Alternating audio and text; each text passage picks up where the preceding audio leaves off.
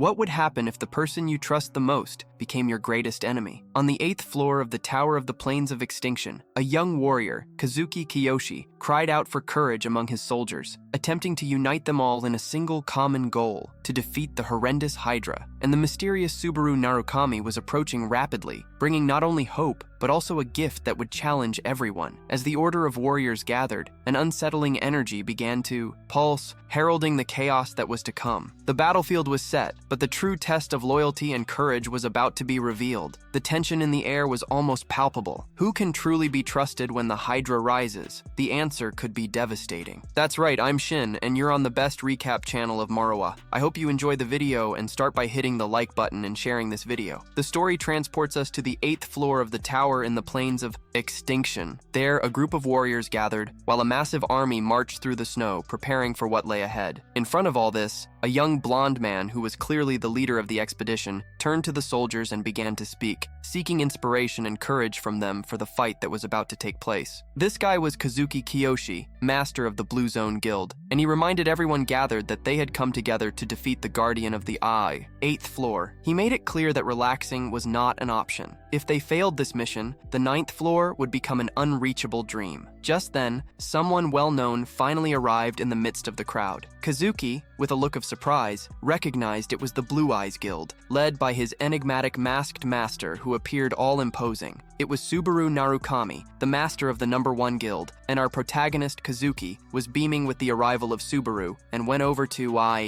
greet him with a big smile on his face. The hero apologized for being late, but Kazuki made a joke saying he was the first to arrive. A soldier even commented that Samarin and the other member would also show up, but he was probably just waiting to pick up the scraps from the fight. Samarin's words made Subaru put his hand on his weapon, ready for any trouble that might arise. But it was in this tense atmosphere that our hero delivered a gift to Kazuki, leaving the blonde quite confused. It was a shining ring, the blessing of the Archangel that aided in fatigue recovery. Kazuki was shocked by what he received, while Subaru advised him to prepare, as he wanted to ensure that the mission succeeded. The protagonist then suggested that, after the battle, Kazuki should return to the Blue Earth and return the ring when they got back home. The blonde was moved and gave a grateful smile. Subaru even added that if Kazuki preferred, he could keep the ring without needing to return it. Suddenly, the ground began to shake, putting both of them on alert for what was coming. Kazuki alerted that the monster was approaching, and he didn't expect this to happen so soon. The Guardian of the 8th floor finally appeared, a grotesque creature that sent all the warriors to the ground. Kazuki shouted for his soldiers to prepare for the fight that was about to begin. The creature was a sea hydra, with multiple heads and teeth as sharp as knives. Its noise confronted the horrible beast and made criticisms about its repugnant appearance. A dark energy began to pulse in the masked man's hands as he felt a shiver. Lightning began to course through his body, and Subaru started to say that this would be the day the creature would meet its end. The Hydra, with a fierce gaze, fixed its eyes on the warriors, ready to commence the massacre at the sight. Then, it opened its mouth, preparing its breath attack to decimate that army. Kazuki shouted desperately for everyone to protect themselves, but Subaru interrupted that there was no need for that. He fearlessly advanced towards the Hydra's attack, as if he were going to the market. My brother, with an extremely agile and precise movement, was determined to slice the Hydra's attack in half. Then, he quickly unsheathed his sword, and with a single blow that seemed like everything would be resolved. The wave of dark energy manifested at the same moment, cutting through the creature's attack with extreme ease. Splitting the Hydra, the strike diverted, passing right by the eyes of the army, and Kazuki watched, impressed, while exclaiming that his friend always surprised him. Everyone in the guild began to celebrate, right? A member with red hair was complaining that he wanted to be the first to attack. A teammate also asked if Subaru had delivered to Kazuki, but the masked one kept it a mystery and revealed nothing. Then, with an extremely determined look, he asked his team if they were ready to fight. He immediately declared that they would put an end to that absurd Hydra and leave that infernal floor behind once and for all. The guild members, blue-eyed, faced the Hydra, preparing for a final battle. Meanwhile, Kazuki, from afar, admired how united and strong the team was. In the distance, the Murim Alliance was preparing, and one of the leaders said they had already organized the soldiers according to the plan. Upon hearing this, one asked himself if he should also initiate the attack against the Hydra. Then, that hooded man agreed, and the other wished him success in the battle that was about to occur. A guy named Tochia shook his head, watching everything with an extremely tense expression, while the Blue Eyes Guild was already focused and ready to attack the powerful hydra, they all moved forward together and began to strike the creature with everything they had. But the enraged hydra roared, glaring at all the warriors at once, prepared to retaliate all those blows. Then, a fierce girl jumped to attack, and her partner criticized her for going without warning anyone. With a fearless look, a masked girl brandished her dagger, ready to plunge it into the thick skin of the hydra, shouting that this fight would be a breeze for them. Another member, tired and irritated, used ice magic, complaining about the ridiculous situation. With a sly smile, Tokia threw down a challenge. Then he told a colleague to test it out and see who would deal the most damage. The hydra, wielding its dagger, was surrounded by a sinister red aura. As he attacked the hydra, his friend also accepted the challenge and prepared to strike. Jokingly, he said that the loser would pay for dinner. He launched a blow with blue energy blades. Thus, the hooded blonde attacked the hydra with everything he had, brutally slicing the creature. The impact was so strong that the hydra sent a companion flying. Another guy apologized to the healer, well, Tino. She, with all her calmness and confidence as always, told them to keep attacking while preparing the magic. Tino created a pink shield to protect the team, and she stated that she would handle the defense without any fear. One of her teammates, worried, shouted her name and alerted her about the extremely tense battle ahead. But suddenly, Kazuki appeared behind her with an incredibly wicked smile, throwing the question into the air. "Can you block this, my healer?" Speechless, she froze upon realizing the trouble that was coming. That was when a traitor attacked the poor girl from behind, bluntly stating that their problem was being too cocky. Seeing the betrayal, our hero became furious and prepared to attack the blonde without thinking twice. The poor girl fell to the ground, gravely injured, not understanding anything about the treacherous attack. The traitor stood there looking at the fallen girl with a satisfied smirk. This made him angry, and instantly, Narukame's sound shone with an intense blue light, reflecting all the fury within him. Kazuki, all dirtied from the fight, shouted that it was not the time to look away from the main battle. The guy couldn't believe what he was seeing and questioned this senseless betrayal. Then, a mysterious message appeared out of nowhere, warning that they had been chosen by the tower for a special mission. It was the first notice everyone received all at once, and nobody knew if it was a test or something else, because the truth was a mystery. In the end, everyone decided to follow the irresistible order and try to reach the top that no one had succeeded in. Several warriors from different worlds, from Earth to Murim, formed an army, each with their own goal. Years later, the bloody result of that battle against the Hydra on the 8th floor, it was clear on the ground that the bodies of our hero's friends were everywhere, and these bodies belonged to those who did not survive the fight. Tears rolled down Subaru's face as he mourned the loss of each one of them. Injured, our protagonist thought he had warned everyone to flee, but no one listened. He looked at the dead friends and complained that he didn't remember giving them permission to die. Then, with deep sadness, he called his companions idiots for having given their lives in such a mediocre way. A screen appeared showing that he was poisoned and extremely fatigued. The system started to warn him that he would die if his fatigue reached 100. With hatred, the protagonist turned to the culprit and questioned why he was being treated this way. The traitor simply replied that this was the only way to defeat him, as his friends would interfere. As the bodies of the members of the Blue-Eyed Guild lay in the snow, Kazuki shouted that all the hero had given lately was his life, and that's why he chose the world. Subaru was silent, processing the betrayal of someone he had considered a friend. Kazuki said it was a pity, but the end was near. With a sarcastic smile, he displayed the ring and said there was no need to return it since everyone would die. Kazuki threw the item far away, telling the masked one not to be sad because he would be the hero. Subaru, with a little smile, replied that, until the end. Kazuki only heard what he wanted. His hand trembled, wavering, but he was not willing to give up just yet. In light of this, the traitor was surprised by the attitude of his former friend. Subaru then drew a legendary dagger called Aiolos from his inventory. The blonde was shocked to see that the weapon still had charges while the hero called him trash. Then, with the fan in hand, Subaru smiled and said he could use the item 4 more times. He looked back and saw that only 4 survivors from the guild remained. Then, with the power of the fan, he summoned a wild gust of wind to save his companions. The wind was so strong that it pushed everyone away from the battlefield. Watching this scene, the traitor let out a furious scream. Ordering his men to quickly catch the fugitives, the Murim Alliance soldier began to chase after the members of the Blue Eyes. But the fan, the noise, shone brightly with purple light. As he prepared for the worst, with a sinister smile, he declared that he would not let anyone pass. Then our boy stood up, determined to fight everyone to the end. The system warned that his fatigue had reached 95 and that his power had limits. Not caring about anything, he unleashed his ability and Lord Thunder descended with full force. Kazuku watched the scene, smirking, calling our hero a stubborn bastard for enduring the pain. Subaru stabbed himself, and the fatigue rose to 96. He wondered what reward the traitor had promised them, warning that he hoped they were ready to pay with their own lives. And look, Subaru was now starting to say that from there on, no one would leave without his permission. Seeing all that determination from the boy, one of the soldiers felt the disdain and despair of the whole situation. With no other choice, the warriors decided it was all or nothing and charged at the enemies. The enemy tried to strike the boy with a spear, but he managed to defend against the attack. Subaru thought he shouldn't lose to those guys, but the situation had changed. His body was at its limits, and he knew he needed to be cautious at every moment, fearing that Kazuki would decide to strike. His fatigue rose to 97. He thought his friends were far enough away and knew he couldn't prolong the fight. The enemy seized the opportunity to attack. Even extremely weak, Subaru managed to defend himself, but was pushed back due to the impact. Narukami Subaru's fatigue level climbed to 98, and to make matters worse, he started bleeding from his mouth. Even nearly fainting from exhaustion, the guy did not fall. He continued to face the soldiers fiercely, but in a moment of carelessness, one of the warriors managed to thrust a spear, and down it went, falling to the ground all bloodied. But Subaru had not kicked the bucket yet. The soldier, full of himself, thought he had defeated our hero, but he was very mistaken.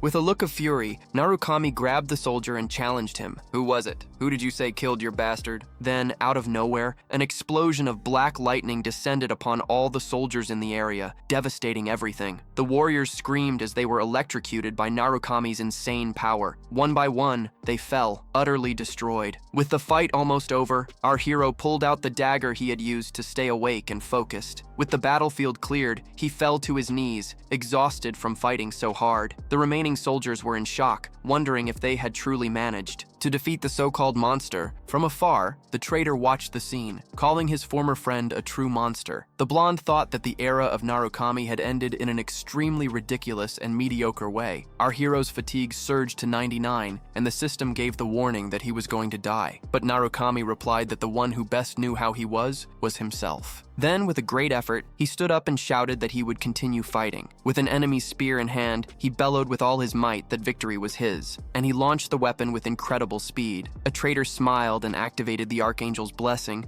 protecting himself from the deadly attack, but was surprised that the ring did not work as he expected. The spear hit squarely, and he was left in shock. Narukami, for his part, stated that he was the true victor in a fight against himself. Lost in that darkness, reflecting on his death, suddenly a horrible smell hit his nose, and he realized he could still smell scents and odors. Then, a loud noise of a trash can lid brought him back to reality. Narukami woke up inside a dumpster in an extremely filthy alley, wondering if this bizarre place was the hell everyone feared. But look, the system screen appeared again, showing his new name, Subaru Narukami, with very weak attributes. A headache surfaced, and he began to absorb the memories of the owner of the body, who was being bullied for being considered too weak. Useless. Pathetic. A solitary tear rolled down his eye as he tried to understand the whole situation. He found out that Subaru Narukami had died 20 years ago and realized he was in another body. Desperate, he questioned whether all of this was madness. As he tried to get out of the dumpster, he lost his balance and fell to the ground. Then, amidst the mess on the floor, our hero spotted a tablet nearby. Still trying to grasp the situation, he saw the tablet and recognized it as a player kit. Without wasting any time, he began using the device to search for information about his former guild, Blue Eyes. He discovered that the guild had undergone a change and was now called Blue Zone, with Kazuki becoming the new master. But upon seeing the traitor's photo, Narukami was shocked, wondering how he was still alive. This made him reminisce about the past, how Kazuki, who was now his enemy, had first approached him and said he was thinking about quitting the guild. Narukami was surprised. The friend asked him to share the news with the rest of the team. Kazuki said he would understand the reason later, but our hero was worried about their friendship. The blonde reassured him, saying he would be his shadow. Years later, while creating his own guild, called Blue Zone, Narukami wondered why the traitor hadn't made any progress in 20 years. Another tear fell as he realized how much had happened while he was away. The tablet displayed a place called Subaru Narukami Memorial Hall, leaving him completely shocked. When he looked ahead, he realized he was in front of the memorial itself. Wow, the guy started sweating. He admitted that the building was much more impressive than he had imagined. Inside, there was a big screen displaying images of his past and various people idolizing him, admiring Narukami. The boy wondered what was the point of all that remembrance after so much time. He looked at his image on the screen, questioning who had done this and why. Not understanding the tribute, he began to bring his hand to his head. He heard a recording saying that he was an example to everyone. The voice called him the hero of blue eyes and the closest to the top of the tower.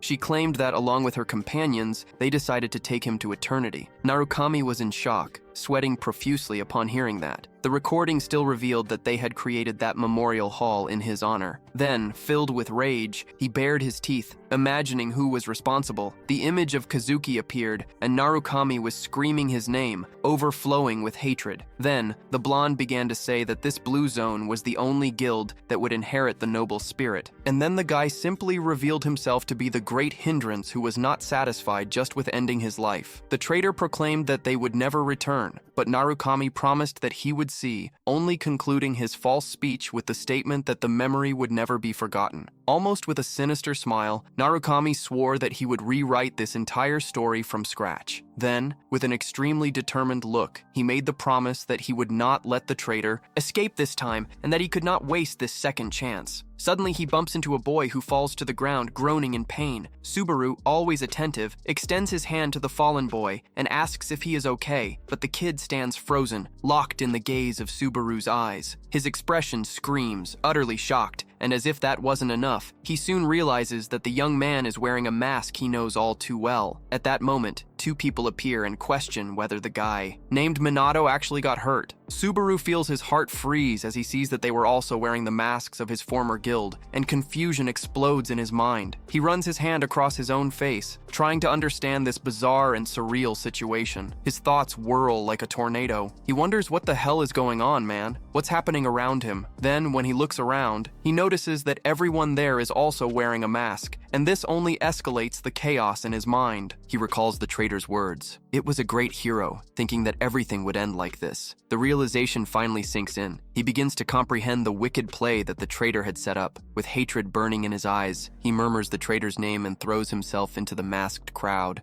Making himself invisible, before him an altar appears with his photo, flowers, and lit candles in tribute. Shark wonders if all of this is just a farce to steal the glory from his guild. Shock takes over him as he realizes the audacity of his former traitorous friend. But then, out of nowhere, a blue light starts shining intensely among the flowers on the altar. He focuses his gaze on this strange light and, without thinking, begins to push through the crowd toward the altar. People get irritated and shout at him to get a grip and wait his turn in line, but he ends up falling to his knees right in front of the memorial, and his hands touch the flowers that glow with that bluish energy. Picking one of the flowers, the energy feels familiar, and he recognizes it from an old teammate. Far away, atop a building, a hooded figure observes everything with an impressive calm. He remarks that they managed to go over a year without any trouble. His partner adds that they nearly bumped into the folks from the blue zone, and then the partner asks if they really need to hold a ceremony every year. But Shigura replies that it's good to be cautious, right? Then, with an extremely sly smile, he says that maybe Subaru will notice the flowers he left as a gift. The partner doubts Subaru is still alive, but Shigure says he hasn't checked with his own eyes yet. The hooded figure thinks it's more likely that Kazuki will find them before they find Subaru, and grows irritated, for if the leader were alive, they wouldn't have stayed still for so long. The scene shifts to reveal a magnificent sunset with birds flying in the sky. Then, we return to our hero, who is out of breath but with a look full of hope. He wonders if his old teammate is still alive, and after so much time apart, with a flower in hand, he processes the possibility that she might have escaped. It feels like a miracle, and in a whisper, he firmly pronounces the name Shigure. Later, he finds himself in Subaru's room and notices how simple the place is. On the device, he searches for information about his old guild, but finds nothing, even though he is convinced that Shigure survived. Frustration hits hard when thinking that it has been hidden for 2 decades. Even so, Subaru soon concludes that Kazuki is the real problem, as he would not let the truth leak. Confronted with this idea, he wonders if Suguru really stayed on his own, and if the other 3 escaped too. But, with the traitor loose, trying to make any contact is like asking to be taken out, and of course, without being able to force the situation, it would only endanger everyone. Observing the flower and the mask, he understands that he needs to take the first step. So, with determination in his eyes, Subaru decides that he has to regain his old power. Guided by Rosoi's memories, he picks up a practice sword that is there in the room. 2 days later, the long-awaited tutorial to become a player finally begins. For him, the idea is clear. If he continues to survive this trial, everything will fall into place, and he believes that as long as they are alive, he will be able to reunite with everyone. Scene cuts to a colossal coliseum, the examination hall of the tutorial. Inside, bodies are sprawled across the floor, showing the difficulty of the test that no one expected. A bald, bearded man named Ugar observes everything with an extremely serious expression. Nearby, a young warrior is panting, trying to finish off some green creatures. The examiner Gar looks at the kid and comments that he faced very little in the test. Gar asks if the boy wants to continue, but he is confused by the offer. A dirty screen explains that with each step, a new goblin appears and the rewards increase, but the young man immediately declines. The other guy remarks that he shouldn't even bother listening to such an idea. Despite this, the warrior bets that the important thing is that he managed to pass the test anyway. The examiner is disappointed to have to let such a weakling pass and complains that only Isaac, who has passed phase 20, seems promising. Then, with a disdainful look, Gar complains about the low quality of recruits this year, but suddenly something on his board catches his attention and he focuses on the arena. It was Subaru entering with the sword in hand.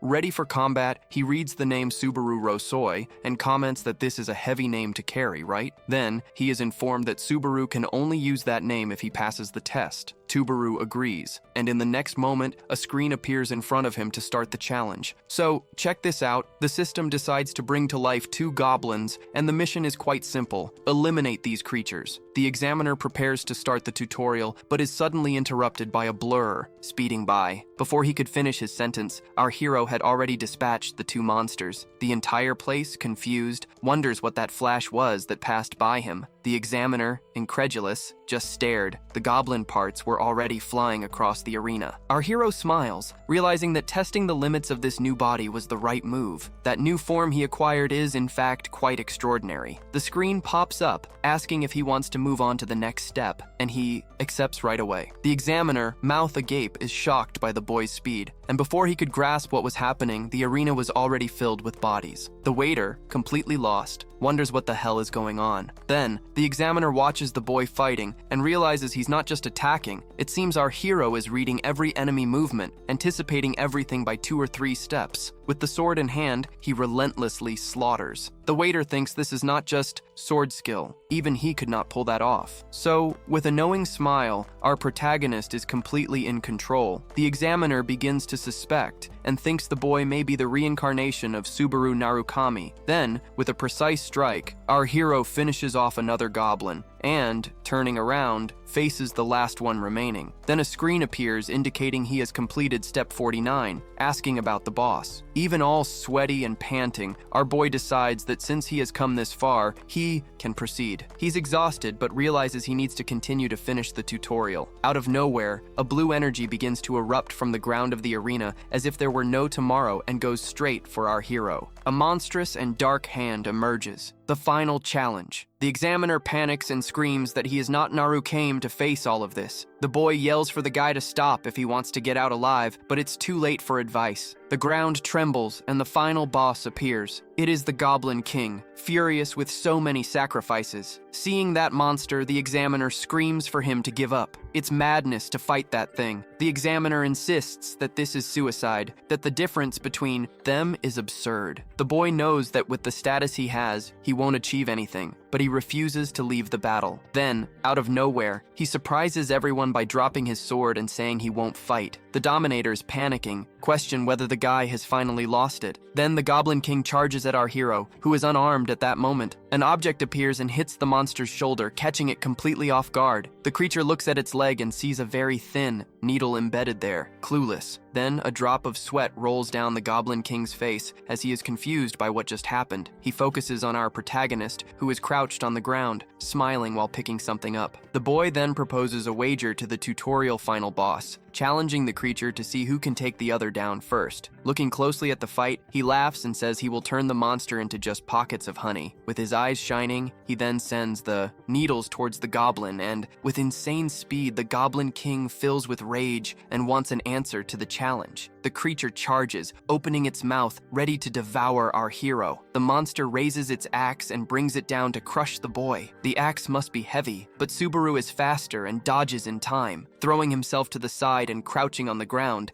he observes the monster, waiting for the right moment to attack. He is then overwhelmed by a memory from the past that only helps in the battle. In the flashback, we see his former self practicing throwing at a tree. A woman named Rena appears, scolding him and saying he can't throw like that. Then, with a smile, she teaches that anything can be a weapon. If you know how to use the right point, then the object she threw will hit the target, proving the effectiveness of the training. Back to reality, the needles hit the Goblin King's face, causing him to scream in pain. Then, with a roar of agony, he begins to fall backward, devoid of strength. The boy explains that the power comes from rotation and precision. Without hesitation, with a serious look, he remembers that it was Reina who taught him all of this. Subaru realizes that the poisoned needles are still there and used that to his advantage. The examiner is shocked as he used the sword and hidden weapons to win the fight. Then, with horror running across his face, the examiner admits that the boy in front of him is a true genius. The Goblin King, covered in little puncture wounds, lets out a roar of pain, but he is already quite weakened from the poison, and finally, the monster can't bear it anymore and falls to the ground, completely defeated. Then our boy approaches and picks up the sword again, preparing to deliver the final blow, saying he has nothing against this creature, but he needs to finish this tutorial quickly. With a precise strike, our hero dispatches the creature and finishes the battle once and for all. Then, the system announces that he has defeated the Goblin King and completed step 50 of the tutorial. Exhausted, our Dark Prince complains that a monster like this shouldn't even be in the tutorial. With the victory, several screens pop up in front of him, filled with rewards, points, and level up. Our hero wonders what he can acquire with those 2,425 points. He opens the shop and takes a look at the cheap items, but he knows that there will be a crazy bill left over. But, as he scrolls down, he sees something that would leave anyone in shock. A nameless demonic sword, made by Quindial, and he can't believe what he sees. The sword is tempting, but he realizes that the lightning skill already consumes a lot of his life. Then he finds the holy sword Miranda, which appears to be a much more sensible and safe choice. Our boy is in doubt. Will he go for destructive power or the security of the other weapon? So, with the scale in his mind, he knows he needs to decide carefully how to spend your points. Suddenly, he notices something strange on the store screen that catches his attention and discovers he can still scroll down to see more items in the store. He finds the skill Wedge of Greed. In this skill, supreme the side effects of the item. Our hero realizes that with this, he can negate the negative effects of the sword and the lightning. Then, Gara, betting, notices the kid's choice and comments that he opted for the demonic sword. Gara praises the choice and says that the items match, but he doesn't understand the reasoning. Why, at the very least, did he choose such a risky and obscure ability? Our hero, annoyed, asks if the guy really wants a detailed explanation. He gets flustered, thinking about how difficult it is to communicate formally with a superior. Seeing that reaction, he gives him a break, thinking the guy must be tired from the exam. The boy remembers that the brat from the past became the supervisor. He recalls young Ugar, embarrassed, having asked for an autograph, but in his previous life he had dismissed the fan. The boy insisted, asking him to just put his name in the notebook. Then, back to the present, Gar complains about the lack of manners, and our boy doesn't miss the chance to mock. He says he won't answer and requests confidentiality about the test results. The examiner gets extremely furious and declares he will teach the boy some manners. He invites him to the guild cavalry, but our hero declines. Right away, a screen pops up asking if he wants to go to the second floor, and he accepts without hesitation. This makes our boy disappear while Gar screams desperately for him to wait, leaving him alone. The place witnesses the kid's attitude and sighs in frustration. Meanwhile, Subaru finally arrives on the second floor of the Grand Tower. This is a very busy place, the land of beginnings. He looks around, realizing he has returned to the place after a long time. Subaru knows he has a 1-2 chance and cannot waste this opportunity opportunity, since he has lived through it all once and has to get everything right this time, for his companions who may be waiting and for his revenge. So, with his goal firmly in mind, he heads to a private training room to test his new abilities. When he arrives, the attendant asks which floor he came from, and Subaru replies that he just came up. The old man recommends room 1, which has a simple straw dummy, but Subaru ignores him and requests room 5, leaving the man extremely confused. The attendant insists it's a waste of money, but our protagonist doesn't care. He grabs 30 minutes of credit and rushes to the training room he chose. The training rooms become heavier as the number increases. That's where he underestimated it. With his hand on the door, he prepares to enter and start his special training. Inside, which looks more like an ancient ruin, Subaru declares that it's time to begin, gripping his new demon sword tightly, ready to test its power. Then, the system notifies that the unnamed magic sword has recognized the user, and a red aura emerges. Crazy enough, all his abilities temporarily increase, but this consumes his human life, causing him pain. The Dome of Greed, then, manages to resist the negative effects of the weapon for a bit, restoring part of his life, but that ability is still at a weak level and can't fully withstand the sword's power. Thus, the sword ends up draining Subaru's life, boosting his abilities as his life fades away. With his face covered in blood, he wonders if this is truly his limit, but soon concludes that this was already expected. He invests 10,000 credits to boost his skill. With that, the guilt of greed rises to level 2, suppressing the worst side effects of the sword. Now the ability resists, and part of it is truly the weapon's power. Sticking the sword firmly into the ground, even so, the unnamed magic sword continues to drain his life. His abilities have diminished even more, and with a focused stare, he finally manages to control this power. Thus, our boy gets ready to test all his power at once. Then, with a shout, our boy decides it's time to show his strength and delivers a powerful strike in the room. Meanwhile, outside, the receptionist was in Zen mode, taking one of those well-deserved naps at his desk. Suddenly, he woke up groggy, feeling a strange presence approaching him. The old man rubbed his eyes, uncertain if he was still dreaming or experiencing some hallucination. Meanwhile, our hero was leaving the training room, leaving a trail of blood on the corridor floor. The receptionist was shocked, as not even 10 minutes had passed since the young man had entered there. Worried, he went to the door and knocked, asking if the dreamer boy was still inside. The old man opened a crack in the door to see what was going on inside. Then, my friend, upon looking, let out a gasp of surprise, shocked by the scene he saw in the room. My brother, everything was destroyed, shattered, and he wondered, damn brother, what kind of hell had happened in there? In another corner, our hero woke up in his room with the sunlight blazing on his face, stretching and asking, damn, how long have I been asleep?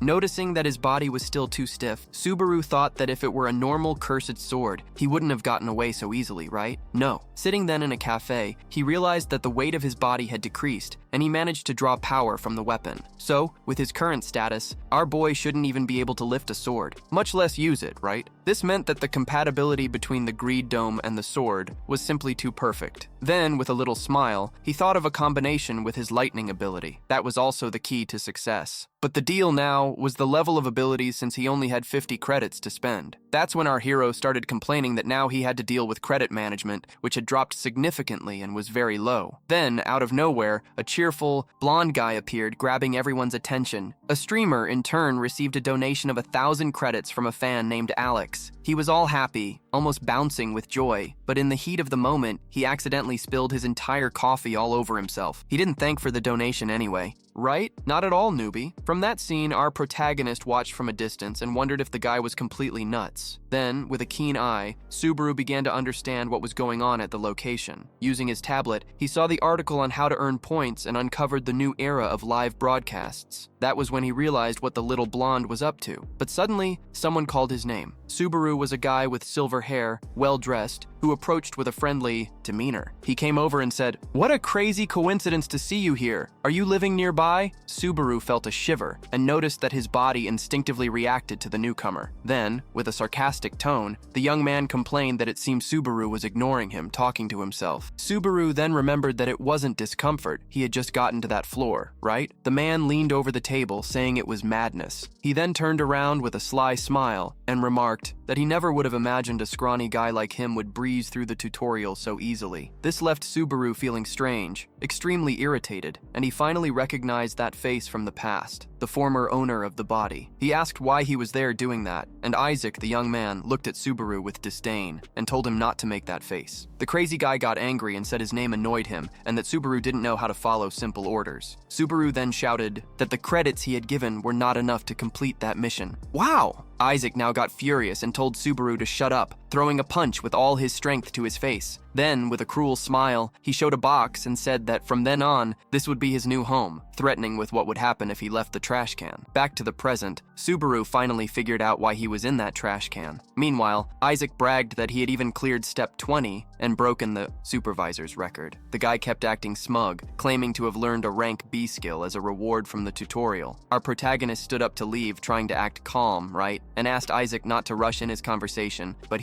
Subaru was told to buy a coffee on the way, saying it could be any kind, even a cheap one. Isaac was confused by the attitude and complained that Subaru was still disobedient as always. Man, the guy was getting more and more stressed. He wanted to know what was wrong with Subaru, as if his soul had been switched to another body or something like that. Subaru then replied that he had credits and told Isaac to buy his own coffee. With no patience and a serious look, his voice firm, Isaac told Subaru to sit back down, thinking he didn't have time to deal with that brat. Subaru decided that if he was going to be interrupted, the conversation would change tone. So, determined, he made it clear that he would not allow anyone to interfere with his plans from now on. Seeing our boy's attitude, Isaac got annoyed and grabbed Subaru by the arm with all his strength, trying to stop him. Then, with red eyes full of rage, he threatened Subaru, asking what would happen to runaway garbage. But Subaru, extremely firm, stared at Isaac and told him to back off if he knew what was good for himself. Isaac, muscular and furious, adjusted the pressure on his arm, yet Subaru still faced him, telling him to let go of his arm. Isaac's eyes shone with anger as he tightened his grip even more. Totally out of patience, Subaru thought that maybe he couldn't cause a scene right there, as it would only make things worse for him. But Isaac, seeing his calmness, began to laugh, believing the situation was extremely hilarious. He then said not to be afraid, as it was just a scare, like in the old times, right? No, Isaac found all this a bad joke, mocking him, saying that the bully probably didn't even pass the tutorial with those pathetic skills of his. Then, our tough guy stepped forward, staring the bully down as if to say, "All right, brother, I'm here." And then, Isaac, all full of himself, called Subaru trash and challenged him. "You want to fight, you little brat? I can make you disappear." He let go of Subaru's arm with a sly smile, but it was nothing but fake. Subaru looked back with disdain, thinking, what's this talk about being friends? I'm not buying into that idea. And then a screen appeared explaining that players have two main ways to evolve.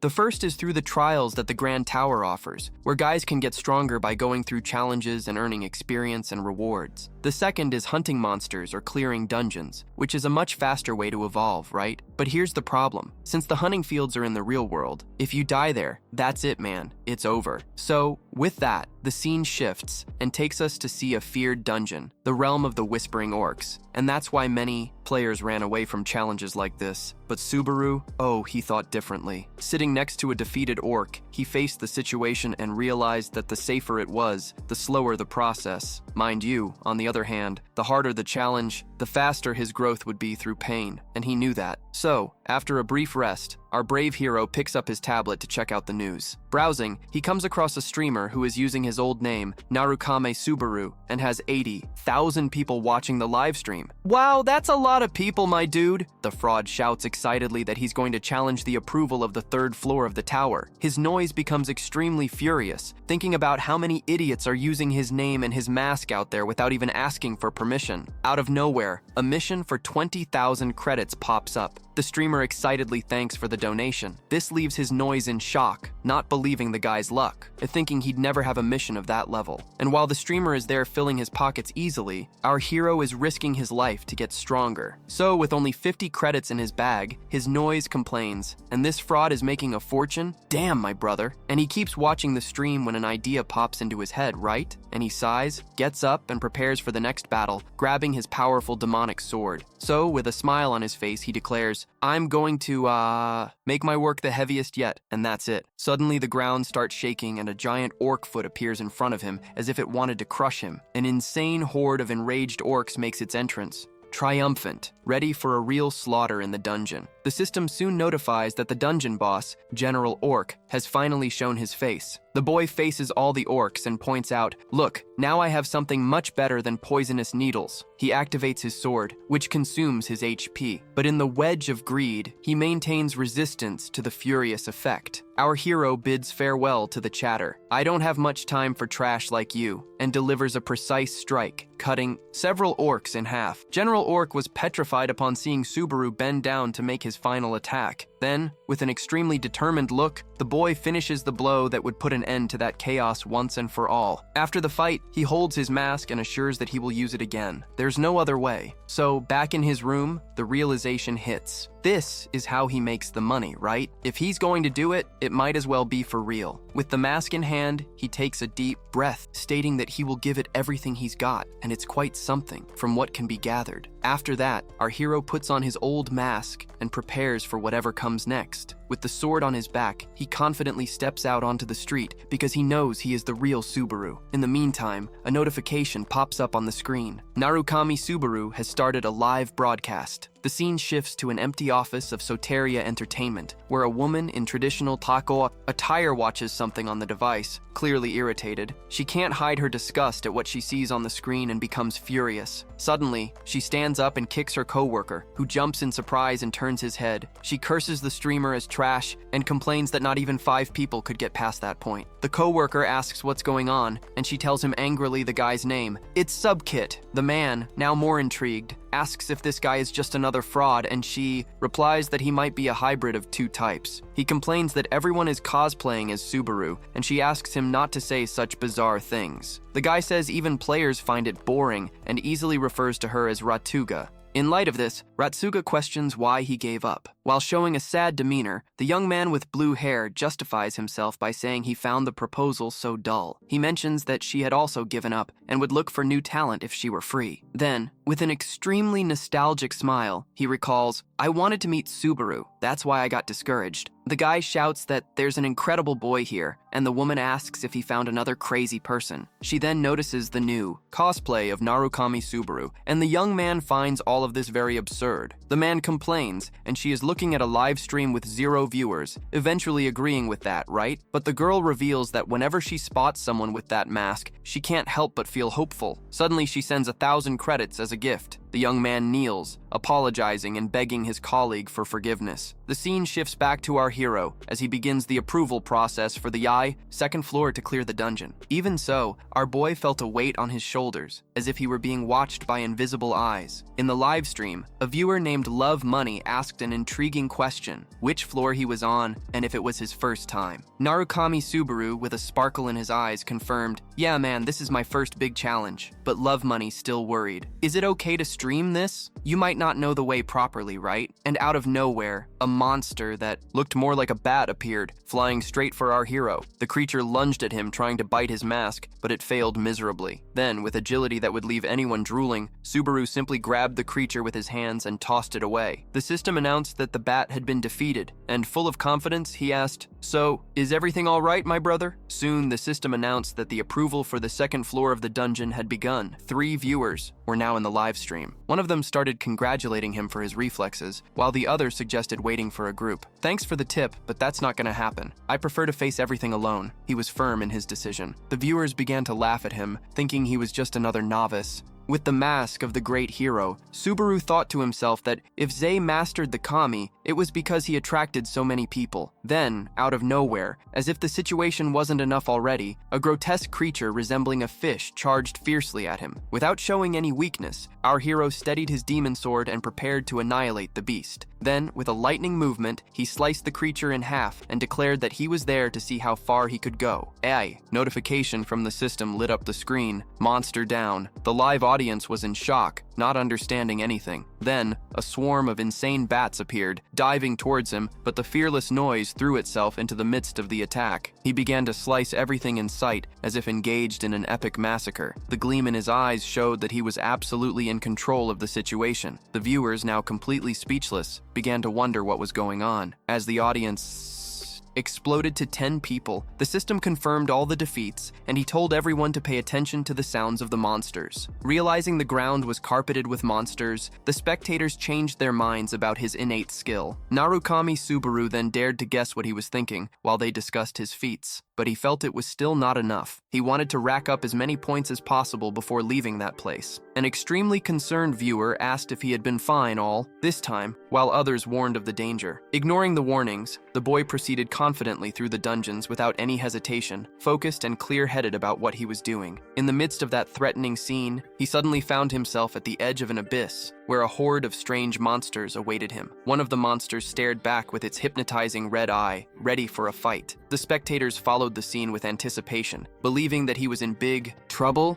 That's right, but then it won't turn into a mission. It appeared without credits for him to defeat them all. Everyone thought it was a trap, and, in response, Subaru, not so quiet anymore, thanked the donor for the reward, leaving everyone confused by his calmness. A little further away in the office, a blue-haired guy was gripping his fist tightly, showing all his frustration. He let out a cry of despair, questioning what he had done wrong, when everything was going so well and suddenly he had failed the mission he was given. Then, feeling ashamed, he apologized to his colleague for being so loud, admitting his mistake, and the girl, focused on her device, seemed not to have noticed all that noise at all. The curious guy asked what she was watching and realized that the place was strangely silent. Then he started to panic, offering to pay her what he should, no problem, but the girl ignored him, her gaze fixated, spotting something on the screen that shocked her. She sighed while saying the name Narukami Subaru. The partner was intrigued and asked if she was following that live stream. He then took a look at the screen and was left speechless by what he was seeing in that broadcast. Our hero was in the midst of a real massacre, and everyone was wondering how this guy was handling so many monsters at once, right? Then, with an extremely swift strike, he sliced through 3 more creatures at once, demonstrating his innate ability. And that's his barrow. Everyone in the live stream started to go into shock, and a viewer asked for whoever he called a rookie to introduce themselves. Subaru paused for a second and commented that communication with the creatures wasn't very easy. A viewer reminded him that he had to accept the mission credits and, somewhat distracted, he said he had forgotten. Then he quickly picked up his tablet to finish the mission he received from the donor. The viewers, intrigued by that delay, began to question whether he was having connection problems with the live stream. Then, hand on his head, Subaru wondered how he would accept the credits, and everyone started to laugh. One of the viewers, feeling good, gave him a boost and helped him get the reward. He sent a thank you to everyone for their help. Then, with 20 viewers on the live stream, Subaru announced that the next one would be the last, and proceeded with a sword on his back. The scene cut to a building at night. Meanwhile, in the office, the girl was covering her mouth, embarrassed, while her colleague was panicking. But the guy called her dramatic, stating that it was just the 2nd floor. She retorted, asking if he had ever seen anything like it. Then, angrily, she stood up and shouted, confirming that of course she was being dramatic. He quickly apologized for the comment. The girl then remembered an old interview and wondered if meeting that guy was fate. She got even more excited and exclaimed that he could be even less than the embodiment of Naruto, just like the stories she had read. With her hand on her head, she felt everything spinning and asked her partner what would happen if she closed her eyes. The guy panicked and shouted no, asking if she was thinking of bringing the streamer to his agency. The girl thought it was a brilliant idea, but her colleague warned that he was just a rookie streamer and very lonely. He insisted that she wasn't seeing the reality and that the boss would freak out if he found out about this risky bet they were making. Then, with a determined look and full of courage, she told him to wait and see what would happen with the new talent. And then, she turned back to the device and resumed watching the live stream, super focused on the development of our hero in the dungeon. Meanwhile, Subaru, the new champion, finally reached a huge stone structure waiting for him at the end of the path. He stopped in front of a gigantic door and declared that this was the end of the dungeon he had been seeking. The stone door loomed like a true monster as our boy prepared himself, because things were about to get insane. Then, with his hand outstretched, he moved towards the door to discover what was behind it. On the other side, he faced a gigantic creature, part werewolf, sitting on the ground.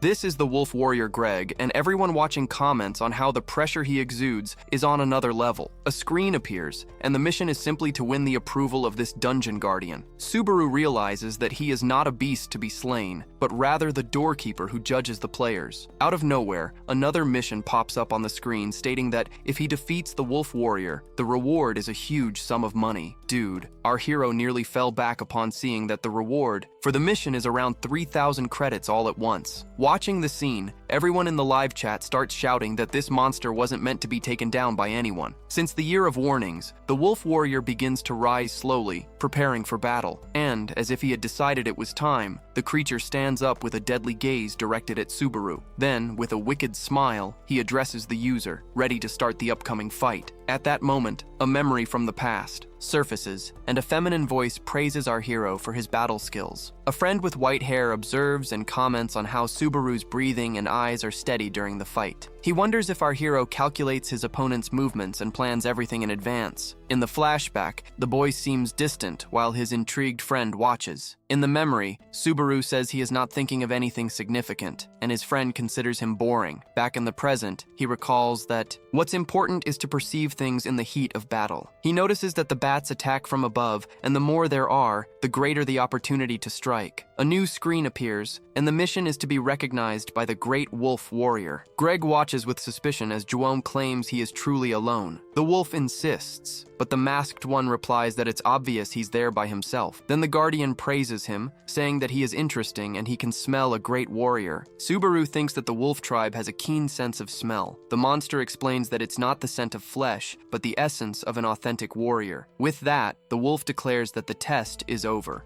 And while Subaru can proceed, our hero gets confused and mentions that his real goal is to take down the Guardian himself. The monster becomes extremely perplexed, asking if he isn't referring to that door back there. Then, with a serious expression, Subaru confirms, revealing that someone sent him to take out the wolf. The Guardian smiles, saying that this is typical of someone with a warrior's soul. Then the scene cuts to a plant vase in a well-lit modern office. The girl and her colleague are in front of their boss, who is buried in work, his hands flying over the keyboard. The agency's boss asks how many viewers are in the live stream. The blue-haired guy says the live has about 20 people, but the girl quickly corrects him and, with a smile, reveals that there are already 30, making her partner irritated with the correction. The boss gets furious about the whole situation and asks if they are working for free. He complains that he knows they are betting and asked someone to do a stream with 20 people. Hatsukawa insists that it's 30, and the boss completely loses it. The boss suggests that the girl should become a streamer because she's doing really well and gaining many fans. A partner beside him checks the screen and is shocked because the number has already surpassed 40. Meanwhile, back in the ring, Subaru stares down his opponent, the wolf warrior, preparing for that insane battle. The creature then displays its super sharp claws and charges forward, ready to tear our protagonist apart. Subaru tightly grips his demonic sword, promising himself not to think about anything at the time of the fight. The system warns that the weapon consumes his life in exchange for attributes, and he feels the pain of the power. But at the anchor of the claw, he resists the effect. The boy decides to fight as if it were the first time. Then, the wolf leaps at him with absurd speed, and without a second thought, Subaru drives his sword, colliding with the creature's claws in a spectacle of strength. The beast shines with an intense blue, ready to unleash a devastating blow,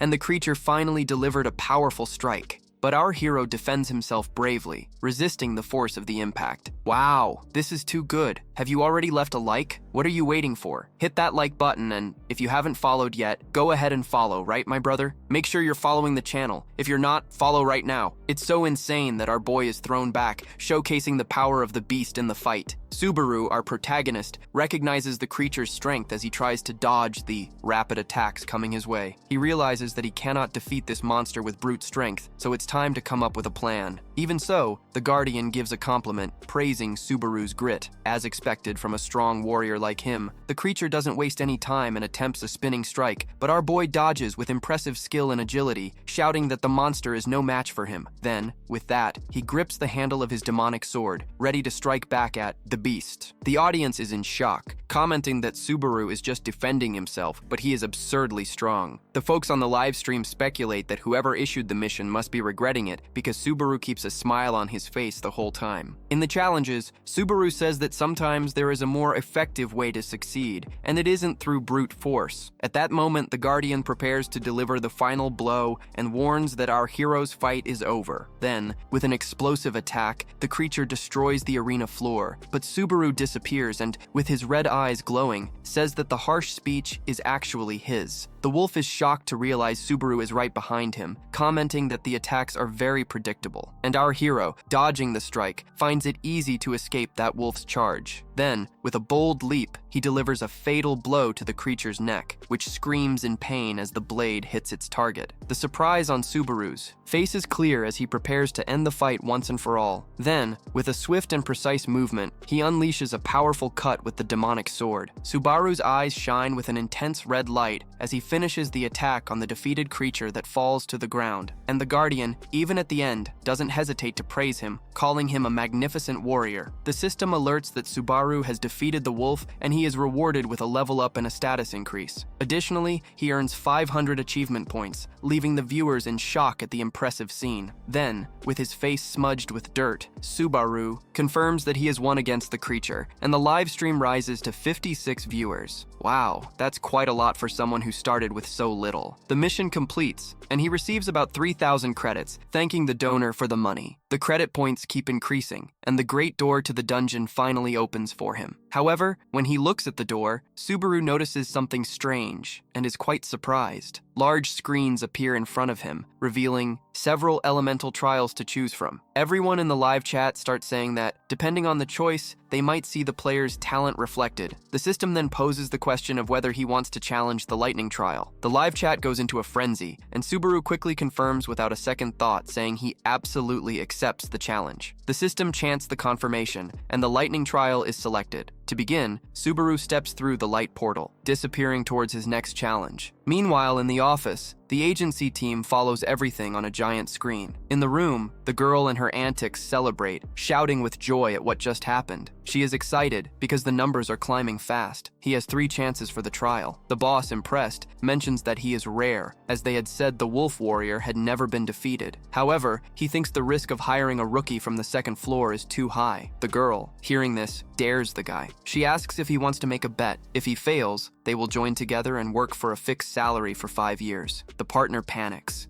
and he shouts that he doesn't want to be included, but the boss orders him to shut up. The boss is in doubt and says that the only player who has ever managed to get the thunder was Subaru Narukami. But the girl smiles and states that they will only know the result if they try, facing the boss with confidence, carrying the smile of someone who won't let it go. John, with a determined look, does not accept the proposal, while the girl covers her desperate partner's mouth. Then, within the portal, a screen appears. The system announces that the thunder approval has begun. Out of nowhere, Subaru notices something and shouts to a guy next to him to be careful, and without thinking, our hero pushes the guy, pulling him away from the danger. Suddenly, a colossal impact occurs, and a crater forms in the ground where they were. The guy who was saved is left speechless, watching a giant fragment of a monster that has appeared. He turns to Subaru, yelling if the guy wants to die for standing still there. A screen then appears with the mission to defeat the creature, and Subaru wonders what that monster is doing there. The monster roars in response, and the live audience is tremendously confused by the appearance of that giant creature. Subaru realizes that this monster was only supposed to appear in the second half of the test, and wonders if there was any change because he defeated the Guardian Greg ahead of time. Wow, that creature then smashes the ground with a punch, a brutal attack, but the noise dodges like a true ninja. He feels that it's time, and the saved guy shouts for him to run and not stay in the fight, but the noise has already decided it will end this quickly before anyone tries to interfere. So, with his sword in hand, he charges at the creature and the battle finally begins. Then, in an extremely agile move, he uses the monster's arm as a trampoline and leaps at the creature, striking fiercely. But the noise is already in the air, ready to retaliate. He firmly steps on the creature's arm, gaining momentum to climb even higher. Then, with his eyes glowing red, the noise prepares to deliver the final blow.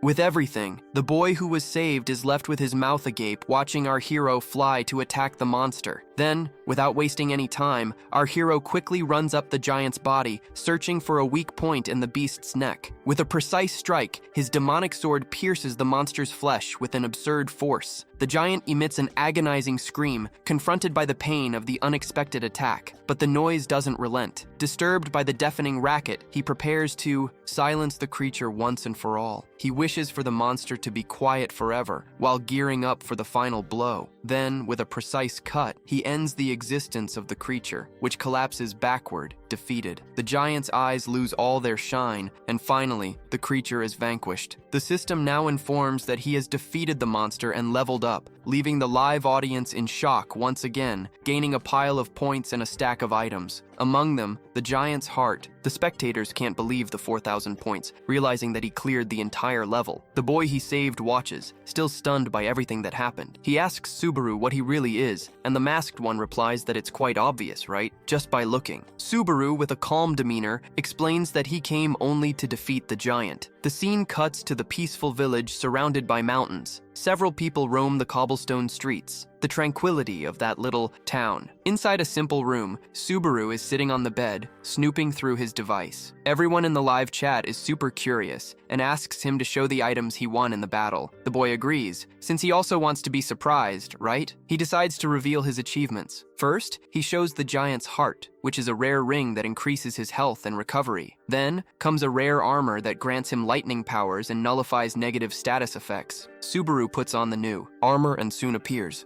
A mission of 5,000 credits on the screen. Several other missions pop up on the display, and he thanks everyone for their support. Look at that. He starts to express gratitude and promises he will learn the lightning skill for them. Then he reflects on why so many people are waiting for that skill and realizes that his old identity was even more important than he imagined. Suddenly, someone knocks on the door. That's the quiet sound. When the person enters, the young man he saved appears, accompanied by the serious blonde knight. The guy apologizes for the delay and introduces the village captain, who is called Lord. He mentions that the giant attacks have increased and that the knights are ready for action. For safety, they asked everyone to stay indoors. For some reason, the young man finds this all very strange, encountering a stranger in such complicated times. At this moment, the blonde knight thanks Subaru for protecting the village while he was away. Subaru shrugs it off, saying he did what he had to do, but remembers the name of that knight, Peleus. He asserts that he is the face of the village and that fortunately, they discovered who the boss of the giants is. Then, with an extremely determined look, he warns that they are ready to risk their own lives to face the enemies, including pride. The knights and their partner kneel and ask Subaru to save the village. The noise falls silent as everyone in the live stream worries about Peleus's fate. Pulling from memory, he recalls what happened in the next phase of the story. He begins to remember that, in the original story, the blonde knight ended up dying. Then, returning to the present, Subaru extends his hand and asks the knight to lift his head. With a resolute look, he reaffirms that he will cooperate with everyone. The blonde knight says that was the way it should be. The system initiates Survival Phase 5 for Subaru, and thus, the army of knights advances alongside Subaru towards the great battle. As they march, Subaru takes a glance at his device to see the live broadcast. He realizes that, with so many people watching, the comments are scrolling by at lightning speed.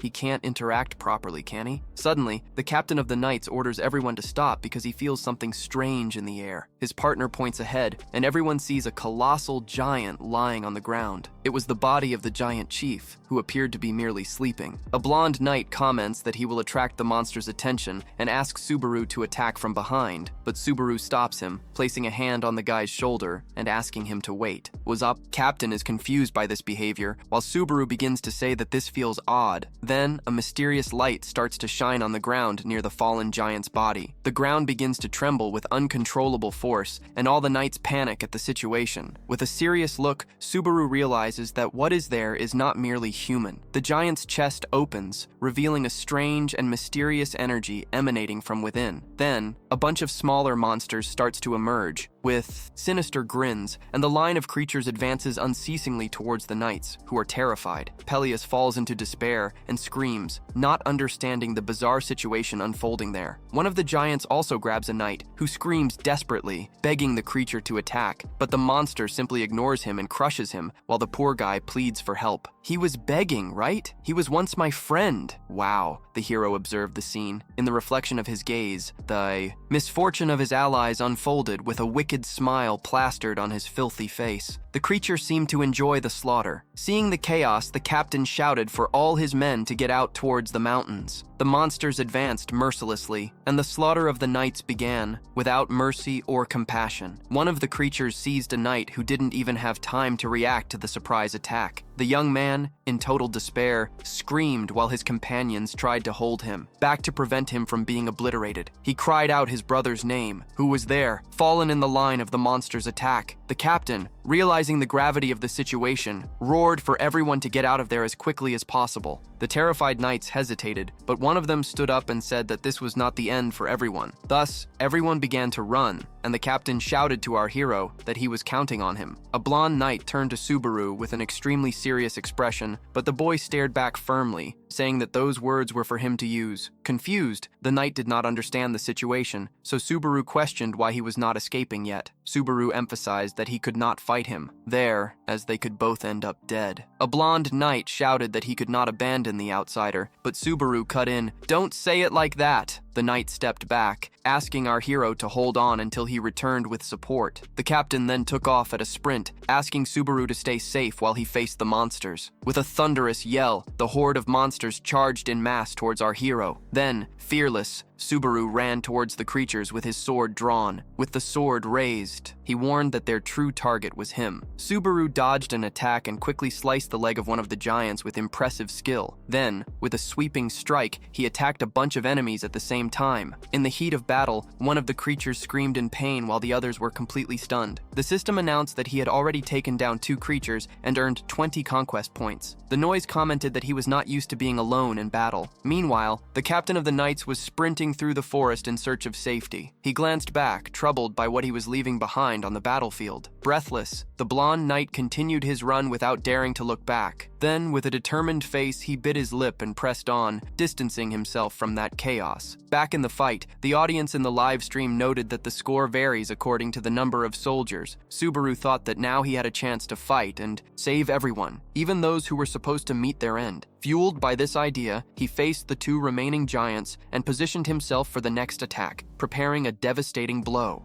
Left over, he cut down another giant and the system announced victory. He then moved on to the next and took down another creature, gaining 10 more points. The demon sword was draining his energy, and Subaru thought it was so difficult, since it was 1 by 1, but how long could he borrow the power of that weapon? He realized he needed to secure his vision and locate the boss of that order of monsters. Thus, he continued the massacre, slicing through another creature with his demon sword. Subaru leaped into the air, slicing multiple enemies in one fell swoop. Viewed from above, his attack was precise, delivering a fatal blow to the defeated monsters on the ground. The creatures tried to grab him mid-air, but he was too fast for them to reach. With a powerful kick, he struck one of the giants in the face with all his strength. Everyone in the live stream was horrified. One misstep, and it was over. In that situation, the fight was frantic. The Dome of Greed resisted the effect of the weapon, allowing his stamina and mental strength to recover. He knew he needed to find the boss quickly, before exhausting his power. Out of nowhere, he felt a powerful presence, and finally spotted the boss of the order. The boss emerged, a bearded giant with an evil smile and extremely sharp teeth. He attacked with his club, and our hero flew to dodge the blow, knowing that if one hit landed, it would be all over. Then, with an extremely serious look, the giant prepared to crush Subaru with his club. Subaru was hoping his plan would work, as he wouldn't get another chance. Then, with his hand extended, a massive energy gathered for his next attack. The system announced that he was using the skill Thunder Strike. With all his power, a colossal explosion of lightning wiped out the entire battlefield. The smaller giants screamed in agony, stunned by the force of that electric attack. Even the Order's boss, caught off guard, was forced to retreat from the furious impact. The giant monster shouted "Human!" with all that accumulated hatred.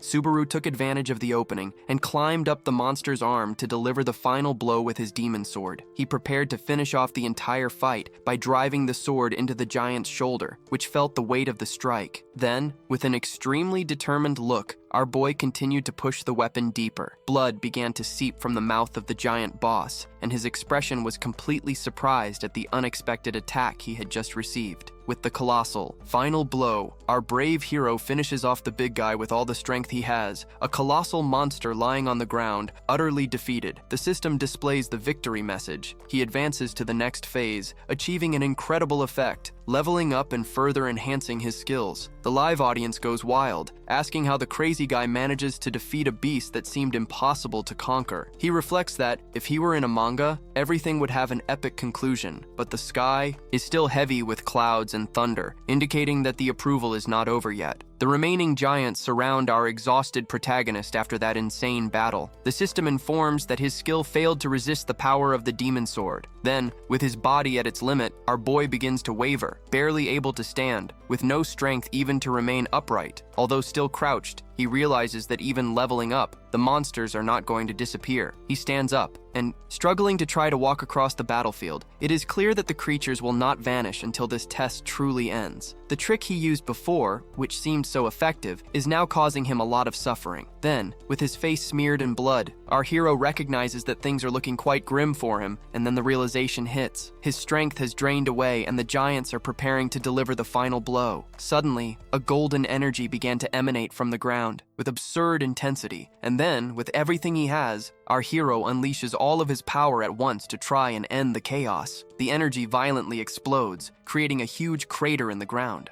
As if everything around had been pulverized, the scene shifts, leading us to the dense forest, away from the eyes of the world. Among the enormous trees, there is a secret place that seems well guarded. On the balcony of a wooden cabin, a girl with black hair is sitting, relaxing while playing on her console, focused on the game, not even noticing someone approaching. Suddenly, a guy with long silver hair appears, looking like someone quite familiar. He asks her what she's doing there. The girl casually replies that she's enjoying the day's atmosphere. She mentions that they should take advantage of this peaceful moment. The guy agrees, right? And says that there's not much time left, at most a year, for everything they are planning to happen. Then, with an extremely serious look, he states that it's already time to put an end to this situation. The guy gets annoyed and complains that she is distracted right in the middle of an important conversation. Then, he takes a step forward and asks what is so interesting on the device she is holding. She shows a picture and reveals that the name of the guy in the image is Subaru Narukami. Upon hearing this, the silver-haired guy freaks out, asking if it really is Subaru, but the girl tries to calm him down. She explains that it is just a streamer using his name, and we see our hero in a live stream with an extremely serious expression. The girl questions if her partner already knows the truth. She mentions that if the real Subaru were alive, the traitor Kazuki would have already been eliminated. Then, angrily, she asserts that the former leader is dead and needs him to accept that once and for all. Then, as the silver-haired guy turns to leave, she calls his name, Shigori. Furious, she asks how long he's going to keep hiding in the shadows of the former leader. Irritated, the guy questions what she means by that. He points out that that's what keeps her trapped, holding on to that device. She retorts that she's just passing the time, but her expression changes completely. Her eyes widen and she freezes at what she sees on the screen. He turns to ask if she is still thinking about that.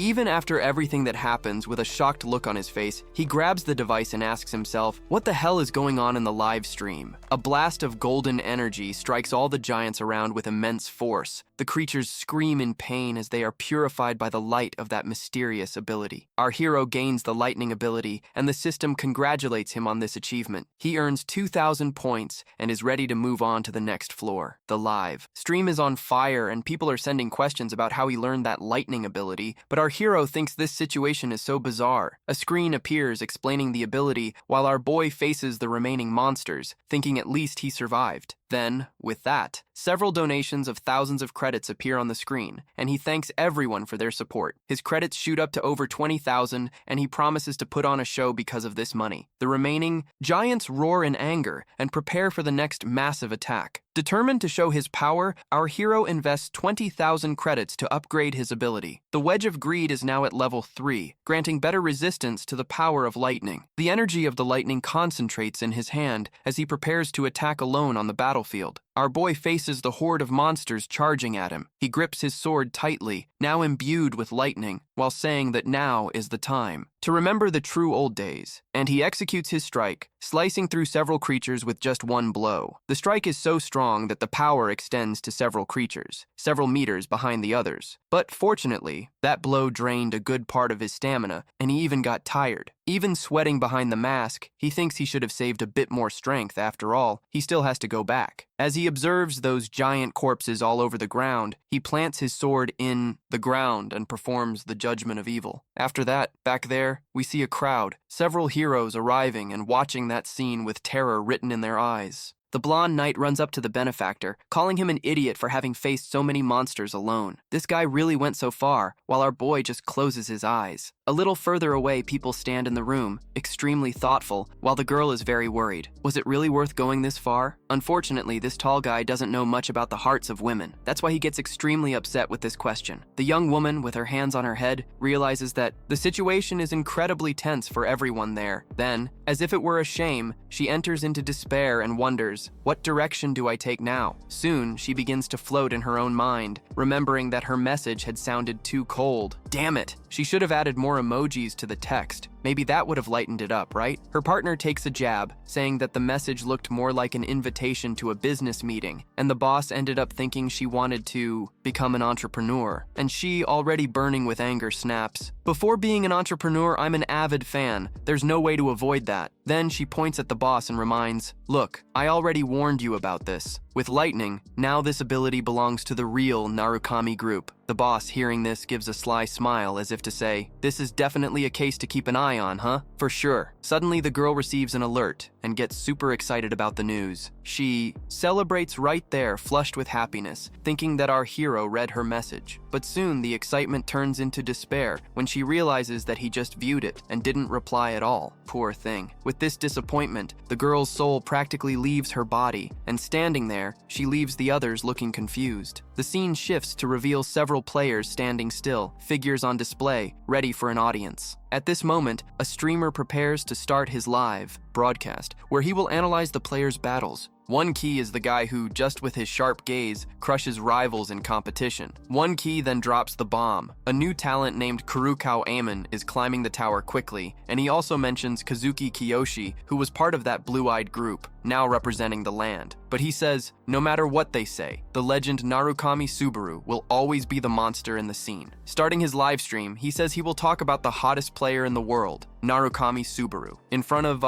the outrage of the chat, he asks them not to insult the guy without looking properly. Then the live shows our hero fighting, and Rock is astonished, not understanding what's going on. Then, with a smile on his face, the streamer watches the incredible performance on the screen, thinking, "What concentration, my brother? What is this? A normal human can't control a new ability like that." Rock explains that he executed the skill control perfectly, putting everything into the sword and not wasting a single point. Wow. And with this absurd technique, he used the powers where they were really needed, without mistakes. So he concludes that this guy is going to be someone very strong and also very important. Then a viewer asks for a final summary, and Hank realizes he forgot to mention a crucial line. So he says that in Control, the guy can indeed be superior to the original Subaru at his peak. Upon hearing this, our protagonist simply faints in shock, not knowing how to react to this comparison. Then the system sends a notification. Phase C is ready and asks if he wants to suspend the approval. Even recovering from fatigue, our boy is mentally exhausted and considers taking a break from the test. He checks his device and is surprised by the number of viewers on the live, 742. He is left puzzled about when all of this happened. Then he apologizes, saying that the next live will be the day after tomorrow because he needs a rest, right? Thus, he ends the broadcast and a blue light portal appears for him to finally exit. Our boy takes a step out of the approval and returns to the white space between the floors. Alone there, he begins to explore the vast white landscape that surrounds him. He advances towards a stone portal, checking his device attentively. A new message appears from the entertainment sect, sent by someone named Hatsuka from management. Then, with sweat dripping down his face, our boy thinks it might just be spam trying to fool him. Without the mask, he is confused by the company's name, not understanding what is happening. Suddenly the scene changes again, now to a cafe on a bright, sunny day where he is probably headed. There, our hero is calmly sipping coffee while searching for something on his device and discovers Accept Entertainment, a streamer company, and reflects on how the world has changed, right? He realizes that this company is huge and among the best in the entertainment scene. On the device, he takes a look at the comments about Rock's live stream, where he praised the new Subaru, right? He soon finds out that Renke is also part of that agency and is notorious for being a rather harsh commentator. Even so, our protagonist lets out a smile thinking that the streamer really has a good eye for talent. Suddenly, a guy in stylish black boots walks into the cafe, catching everyone's attention. That guy is Kuroka. He stops in front of the place with a completely determined look. On the device, he sees a comment from Rock comparing him to the original Subaru. Furious, he shouts out loud that the dude just arrived on the second floor and doesn't deserve such a comparison. Anger takes over him, and he promises to rip the streamer's eyes out when he finds him. Then, with a heavy foot, he stomps the ground, pouring out all of his frustration. With the day already ruined, he enters the place trying to forget what just happened. With a twisted, sinister smile, he tries to disguise his anger but is failing. At that moment, he spots our hero and thinks, "Man, today is my unlucky day, huh?" Running into so many weird people like this? Wow. Meanwhile, our hero tries to relax in the cafe, casually fiddling with his device. But out of nowhere, Isaac appears behind him with an intimidating posture, and completely serious. Also in this scenario, the bully deliberately bumps into the table and spills our protagonist's coffee on the floor. Then, with the hot drink spreading across the floor, our hero jumps back, screaming in pain from the burn he just received. He glares at the bully with a look full of rage. The jerk apologizes, but with that sarcastic tone, you know how it is. Look, you're the Subaru I know, right? The guy has a smile on his face and comments that they've been bumping into each other quite a bit, saying that the second floor is pretty small for them. But Subaru doesn't care about him and ignores it, going back to fiddling with his device as if nothing happened. The bully, not losing his touch, asks if he wants compensation for the spilled coffee, knowing that Subaru is broke. Seeing that the guy doesn't react, the bully's eye glimmers with an intense red, filled with pure rage. Subaru decides it's time to get out of there, but the bully calls out to stop him in his tracks. Then, with a firm look, Subaru asks if the guy has a screw loose in his head. Furious, the bully grabs Subaru by the collar and unleashes a barrage of insults, calling our boy a bastard. He even threatens to finish him off like in the old days if he doesn't obey. But Subaru remains unfazed and interrupts the jerk casually, apologizing while firmly shaking the jerk's hand. "Look, I don't have time for this," he says, squeezing the jerk's hand with all his strength. Isaac is,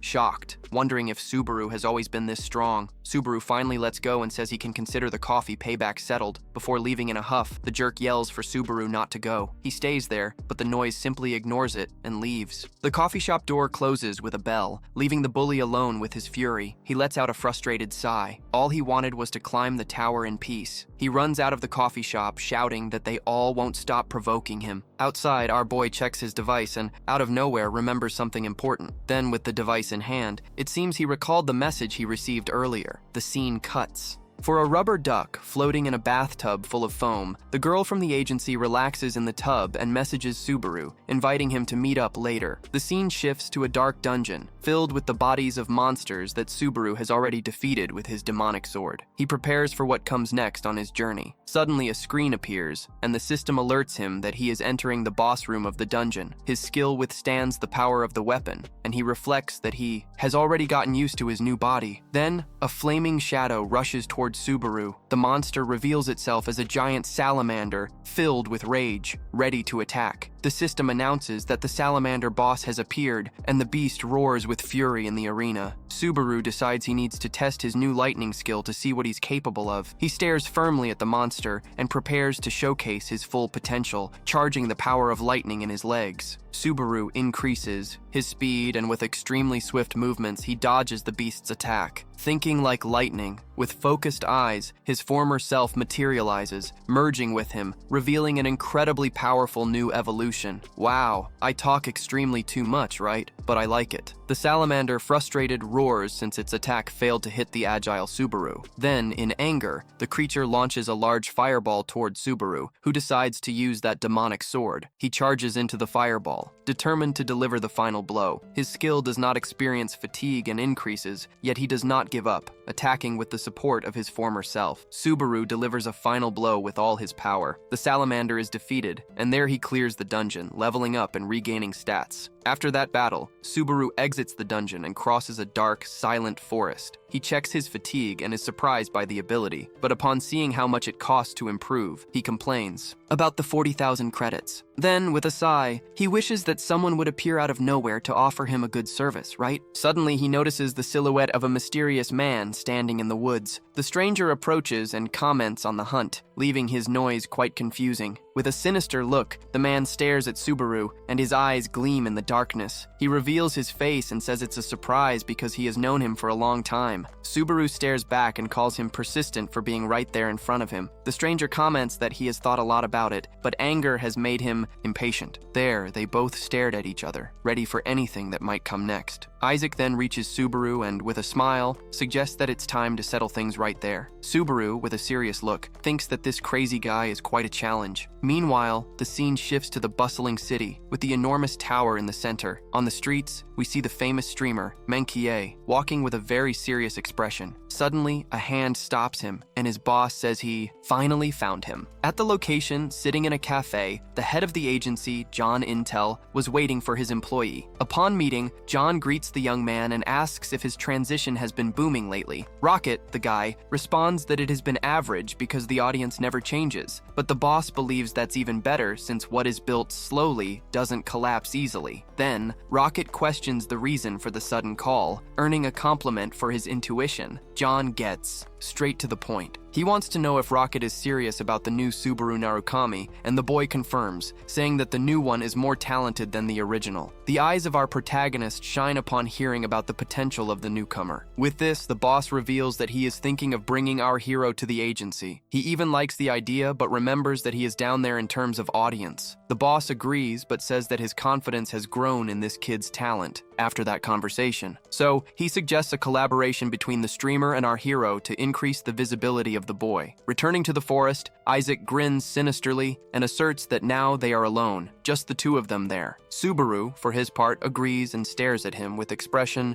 extremely serious, the bully mocks, saying he got excited and entered the dungeon. That's why he warned to stay back. Then, he approaches and asks if Subaru dreams of mastering lightning, as the streamer did. Irritated, Isaac curses at Subaru and tells him he should keep quiet in the depth of the grave. With red eyes, he raves about the incessant provocations that make everyone irritable. At that moment, the bully grabs Subaru by the collar and asks if he understands the magnitude of the trouble he's getting into. Our hero, with a sweat on his face, rethinks that he didn't expect an era full of imitators. He asks why Isaac sees him as such a great rival. The bully replies that it's because of the name, and Subaru questions why there is so much hatred. Isaac is shocked and speechless upon hearing the question. He screams about his father, but Subaru questions what that has to do with the conversation. The name King of Flames is mentioned, and we learn he is a hacker from the ninth floor of the tower. Subaru is surprised and asks if he really refers to the swordsman he knew. A memory from the past starts to emerge, something unbelievable that happened in the tower. In the flashback, we see Subaru Narukami defeat the hacker Reinhardt from Runner Continent. The scene shows that the battle ended with a single blow from the protagonist in less than 30 seconds. The hacker tried to rise, but King's flames trembled with weakness, and ultimately, the powerful swordsman fell to the ground, completely defeated by our hero. Then we return to the present. Isaac screams with all his fury that Subaru shouldn't speak his name so lightly. Our protagonist then questions if all this is because of the bully's father's nickname. Furious, Subaru asks if Isaac knows how much suffering he went through because of that. Irritated and determined, the bully tells the kid to shut up and engulfs himself in flames, but Subaru stares back seriously and says he won't be quiet under any circumstances. With an extremely resolute look, he faces the bully's flames without showing any fear. Isaac, surrounded by fire,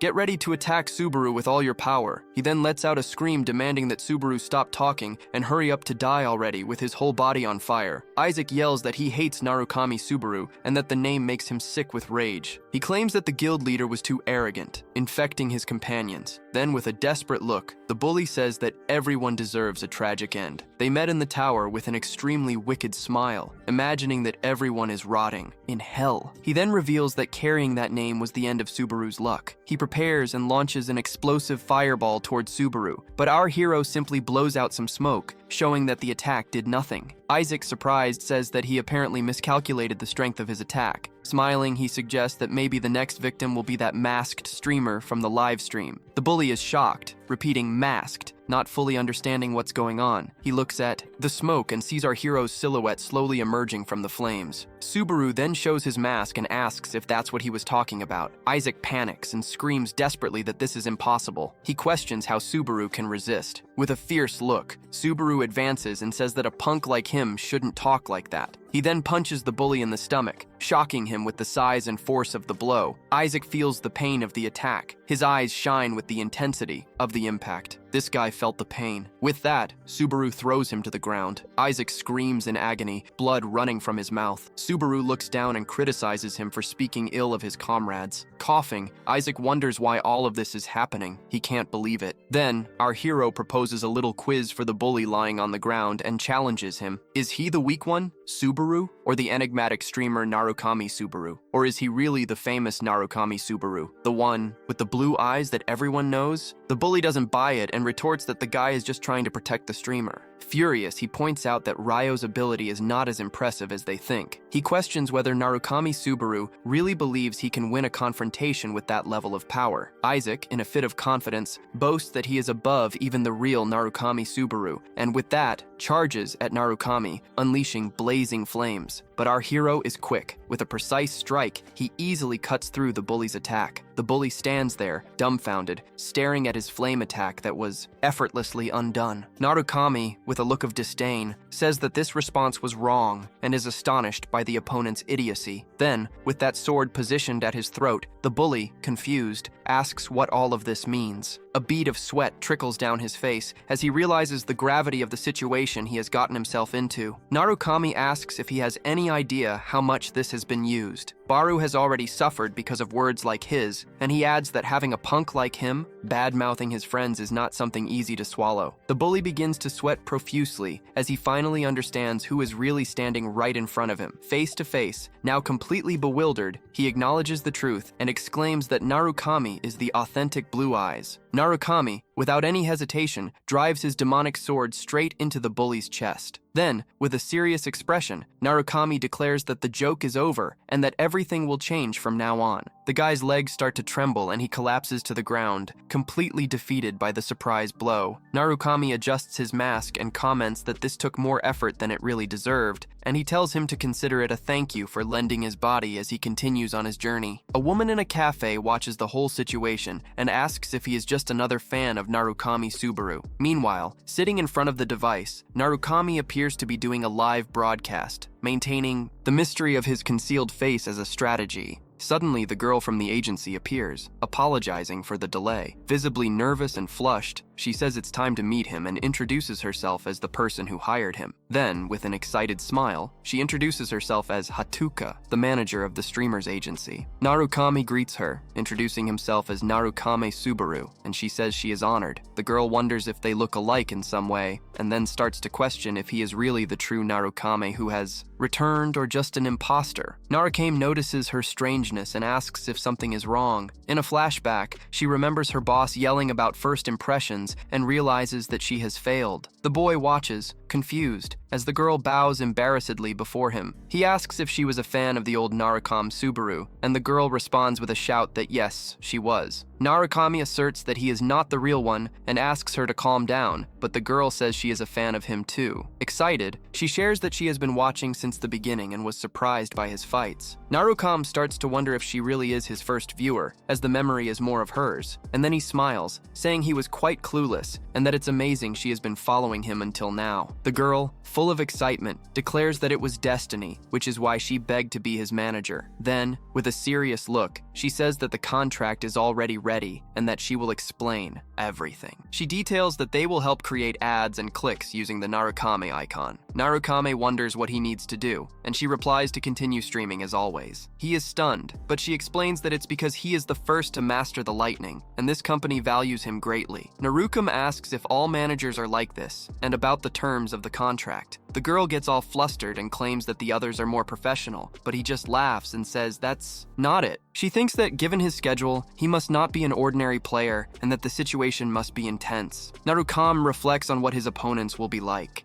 More powerful and you can't relax for a second. And she, worried, realizes that she needs to make a good impression and fears that he might refuse the contract. Narukami extends his hand and says he trusts her, leaving her in shock. With his hand outstretched, he asks her to take good care of his future. All emotional, she accepts his hand and says it should be her saying that. Narukami then starts his live broadcast, and the chat begins to get lively with the novelty. Looking at it, he notices that there are already over 700 viewers tuned into his live. He is surprised by how many people are watching and wonders if it's because of Ratuka's announcement. The girl then drops a notice about the skill distribution schedule for everyone. Without wasting time, Narukami decides to start, and the system initiates the 6th legendary phase. The scene then transports us to a rainy campsite in a dark forest. Inside some tents, wooden boxes are piled up in a corner. A group of knights gathers around a table to plot their next strategies. The blonde knight then asks his men where the benefactor who helped them is, but one of them doubts him and considers him risky. After all, trusting an unknown outsider is completely out of the ordinary. Another guy comments that, in reality, they might have been deceived and that the benefactor may not be the true leader of the giants. The blonde, already irritated, bursts at the guys, demanding that they stop doubting the savior. Suddenly, one of the knights shouts that the benefactor has finally woken up, and then our hero appears. The captain runs towards him, worried, but Subaru is already relaxed and takes a stroll. However, the other knights exchange suspicious glances, finding that mask quite strange. And then Subaru asks if they are in doubt or just lacking faith. Then, in a flashback, the manager talks about how to adjust the microphone, making everyone hear only what they need to. She finds this function super practical for awkward situations, but the knights think he is somewhat insolent. An old knight then extends his hand to thank. And he introduces himself as Dom, one of the leaders of the Subaru group, claiming he went to protect the village, but everyone ended up trampled. The old man, looking worried, confirms that the village is doomed because of that guy. Then Subaru asks if there's anyone more dangerous than the chief. The veteran replies, "Definitely, my friend." He explains that the real giants who once fought the gods were sealed away and have vanished. The old man tells that the leftover parts are scattered, and most of today's giants are just echoes of the past. But he gives the warning. The giant that appeared is different and is getting closer to that ancient legend. Everyone in the live stream starts to freak out about this, saying that the level is on the 8th floor, which nobody has ever reached. Subaru, with a determined look, says there's no other option but to defeat him. Rondon thinks his confidence is pretty neat, but warns that it's an impossible ask since he has never seen the beast. Then, the blonde knight chimes in again and shouts the name of the benefactor, unleashing an ancient story about a lightning fragment that is hidden in the Millennium Mountain. He then, with a serious look, makes it clear that only someone special can find this legendary item. And in a wild move, the blonde believes that Subaru is the only one who can find this fragment. A memory surfaces showing the village on fire, with everyone running in desperation. Meanwhile, giants called Pides attack, mercilessly. Suddenly, a larger giant appears, calling all the other creatures his children, in a cry of despair. The knight is crushed by the hand of the advancing giant creature. Then, with a wicked look, the beast grabs the knight and vows to end him once and for all, crushing everyone. The giant finishes the poor guy's life without giving him a chance, and then shows his bloodied hands. He says he will send the knight along with the blood of the humans. In Subaru's eye's reflection, the horrific scene is revealed. From atop his horse, he watches this beast from a distance, while the live stream goes crazy.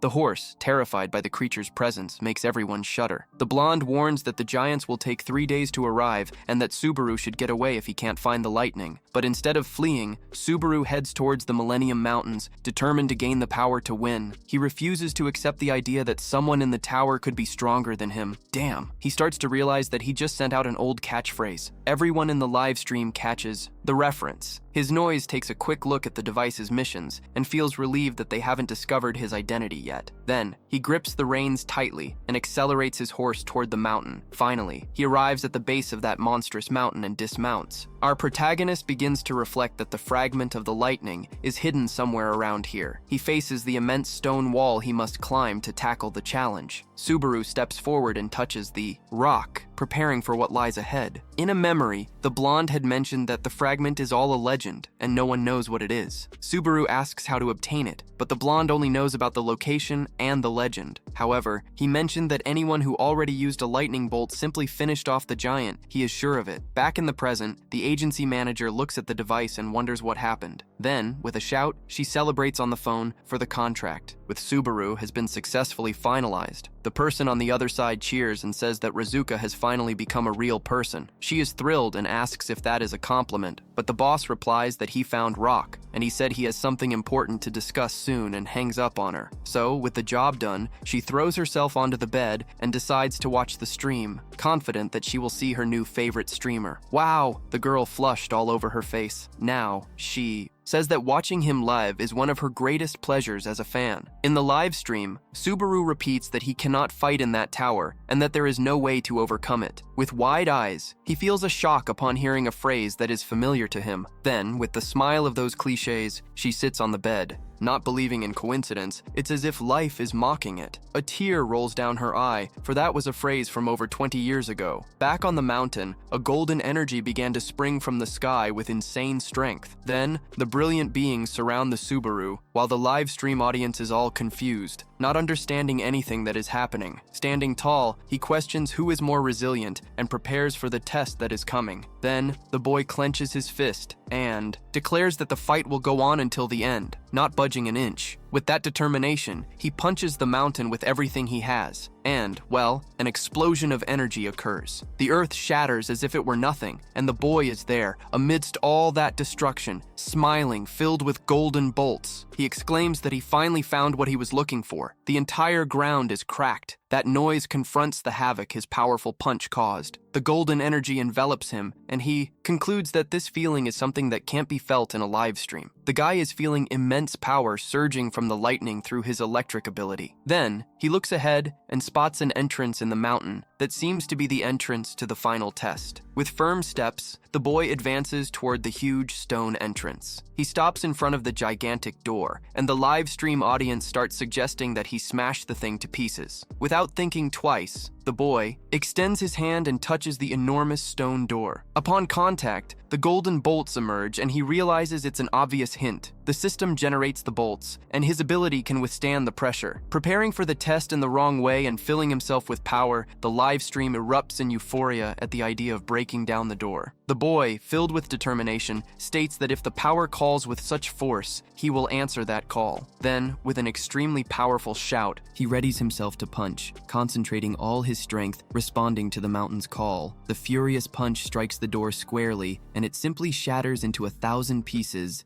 Then our brave hero advances through the newly opened passage, gazing at the golden glow on the other side. He sees the toppled stone door, revealing the path to the upcoming challenges in the tower. Then, with that destroyed door, the live goes wild. My brother, no one can believe it. That noise keeps paving its way. He stops and falls silent, staring intently at what is to come. Courage takes hold of him, and, unafraid, he strides into the darkness. Subaru continues walking down the dark corridor towards his next challenge. The system alerts him that he has entered the lightning path and cannot exit until he clears the phase. Meanwhile, back at the camp, the torrential rain from Zaba and the knights prepare for a heat wave. Inside the tent, the warriors gather to discuss what they will do next after the battle. The oldest knight asks Peleuso if he truly believes that our hero will succeed. Then, with a confident smile, the blonde knight assures that our boy will handle it. The old man declares that he is putting too much trust in a stranger, but Peleuso insists that Subaru's strength has already been proven. The old warrior shouts that he doesn't care because everyone will die anyway. Then, with a serious look, Peleuso turns to him and says that he doesn't understand anything. At that moment, the young knight, trembling with fear, recalls the power of the giant that attacked the village and crouches down, pleading with the boy not to give up. Then, the young knight asks everyone to trust the young hero who is fighting for them for free. The young knight is still desperate and tells Prelios that it's easy to talk. The other knights look at him with very serious expressions when suddenly a strong tremor shakes the camp. A drink mug falls off the table. A knight bursts into the tent shouting that the enemy has arrived. Upon hearing the warning, all the warriors are in shock and prepare for the worst. Meanwhile, the scene shifts to a large, cold, and silent ice cave. Inside it, our hero observes the area. Wondering where the hell he ended up, he walks through the snow and questions what he needs to do there. Everyone in the live stream starts commenting that there's nothing, but someone says the lightning is too fast. Subaru thinks about this and knows it makes sense because lightning is made of charges in the air. He realizes it's not a test he needs to look for with his eyes, remembering that the test is called the path where lightning walks. He feels a powerful lightning calling and understands that his strength is fading. With a shocked expression, without his mask, he captures the essence of what he needs to do. He crouches down and reaches out, knowing what this test probably is. Throwing a stone, he thinks about the invisible lightning in the air, the stone wrapped in lightning, and realizes that the deeper it goes, the stronger the reaction becomes. Then, the stone explodes with a discharge of golden energy. Golden lightning explodes through the cave, and everyone in the live stream is confused. What is happening? Then, with a smile on his face, he says he hit the nail on the head, but he has no choice but to move forward. Subaru starts running and thinks they are testing his endurance. With the mask broken, he finally understands that if he can't hold on, it's all over for him. Meanwhile, the people in the live chat start popping up with various missions and tips to encourage our hero to keep going strong. Then, with a firm firm and determined look, the kid thanks everyone for their support and rewards. The scene shifts, and we see a pot of stew cooking beside a cozy slope. There is the silver-haired boy, relaxing and playing with his device. But then he becomes serious, his gaze fixed on the screen, as if he is absorbing everything. Out of nowhere, a girl appears, and the guy jumps out of his chair, completely startled. She approaches and asks what he is doing there with that device. Look at that, the girl, with a mischievous smile, asks if he is hiding something spicy. The boy, with an indignant expression, denies it and says he is just tired. She lets out a playful smile and comments that his hair grows faster with certain things. She reveals that she stopped watching the live stream because of him, but couldn't resist coming back. The girl, puzzled by his reaction, asks if he doesn't want her to relax on the couch. The boy, now with a flushed face, shouts that she doesn't need to talk to him like that. She complains that her hair accessories are going to burst and asks him to relax in her way. Discreetly, the guy turns down the volume on the device so he won't be heard. The girl finds that quite strange since he never normally listens to anyone. Irritated, she stands up and pulls his arm to leave quickly, trying to convince her to stay a bit longer, saying she can wait to relax. The girl ends up leaving, heading up the stairs and leaving the boy alone. Alone, the guy sighs with relief. He was almost caught red-handed. He reflects that if she knew about the live stream, it would be a scandal, and he doesn't even want to imagine it. Then, with a serious look, he remembers that the noise would never forget to be in the live. He realizes that the personality and the way of speaking of the kid are the same as the old Subaru. On the screen, Subaru thanks for the donations, but the silver-haired guy thinks he's different from the original. Then, out of nowhere, a hand touches his shoulder, and the girl asks if he has stopped to think about what he's doing. Shocked, he turns around, and she asks if he thought he wouldn't notice anything. Then, with an enigmatic look, she warns him that she is light years ahead to deceive him. A screen appears and asks him to trace the path of lightning, while a golden tear runs down his shocked face. Our protagonist prepares for the challenge ahead. Inside that ice cave, it's not just about taking a step. A golden energy begins to emanate from his feet, showcasing the intensity of that place. Soon, golden lightning strikes him with full force, but he stands firm, simply analyzing his progress. On the screen, he clenches his fist and feels the lightning energy pulsing strongly within him. That feeling is familiar because he has dealt with the power of lightning several times before. So, extremely serious, he prepares for the test, knowing that this is his specialty. After all, progress has risen to 3%, and he knows the journey is long. Even so, our boy takes the next step with determination, already having a plan in mind. He then starts to run, while the live audience wonders why he is running faster to escape. He warns that it will be hard to read the chat, and the people suspect that he is hurt. Then, with his hand extended, he thinks that it's already a guarantee to reach the goal in this test, but if possible, he will go beyond. The scene then cuts to that famous streamer, Rocky, who is watching everything with a serious expression. Also, Rocky is completely shocked by what he sees on the broadcast screen. The boss informs that Rocky, Narukami, and Subaru should collaborate on a project. So, with the mug in hand, he comments that he always gives the same advice to streamers. He explains that in the world of streaming, everyone does half the work. This counts as a complete assessment, saying that popularity is tied to family and the player's level of the era. The boss agrees and says that Subaru's live streams are more of a veteran vlog type than a normal chat. He then warns that Subaru may be a newbie, but Rocky just needs to stick to his usual style. He believes this is the real opportunity to ride the success of our new hero. John encourages Rocky to become a star alongside Subaru. Well, the guy still seems more determined. A golden light fills Rocky's eyes, showing his immense determination. He remembers his escape due to lack of confidence to climb the tower, but he wants to be greater than everyone. A reflection in the streamer's eyes changes, revealing a vast universe full of stars. Looking at the star-filled screen, he imagines himself as one of those great stars. Then, he reaches out, wondering if one day he can shine like them. Suddenly, he wakes from the daydream with a shout of surprise echoing throughout the place, but then, with a confused look, he wonders what he is doing in the middle of work. Rock, in a panic, questions whether Subaru is going crazy in the middle of the broadcast, and there is Subaru, feeling the pain of the lightning, but still holding firm against the heavy power of that approval. Our boy doesn't tire, begging again for his comrades not to abandon him like last time. Tears and sweat run down his face as he feels the sharp pain of loss, as if he is reliving that nightmare. He shouts, almost in desperation, asking them to stay with him, please. Then, like a flash of hope, an intense blue light tears through that darkness and pulls him back to reality. He falls, realizing that it was all just an illusion and that he was about to lose himself again. A system notification appears, warning that his progress is nearly complete, and he feels his magical power growing. Grateful, he realizes that the approval has made him remember why he fights. Remembering the traitor, he fills with determination as he visualizes the future. Lightning begins to flow through the central meridian of each small channel in his body, centering on the heart. The progress is already at 20.7%.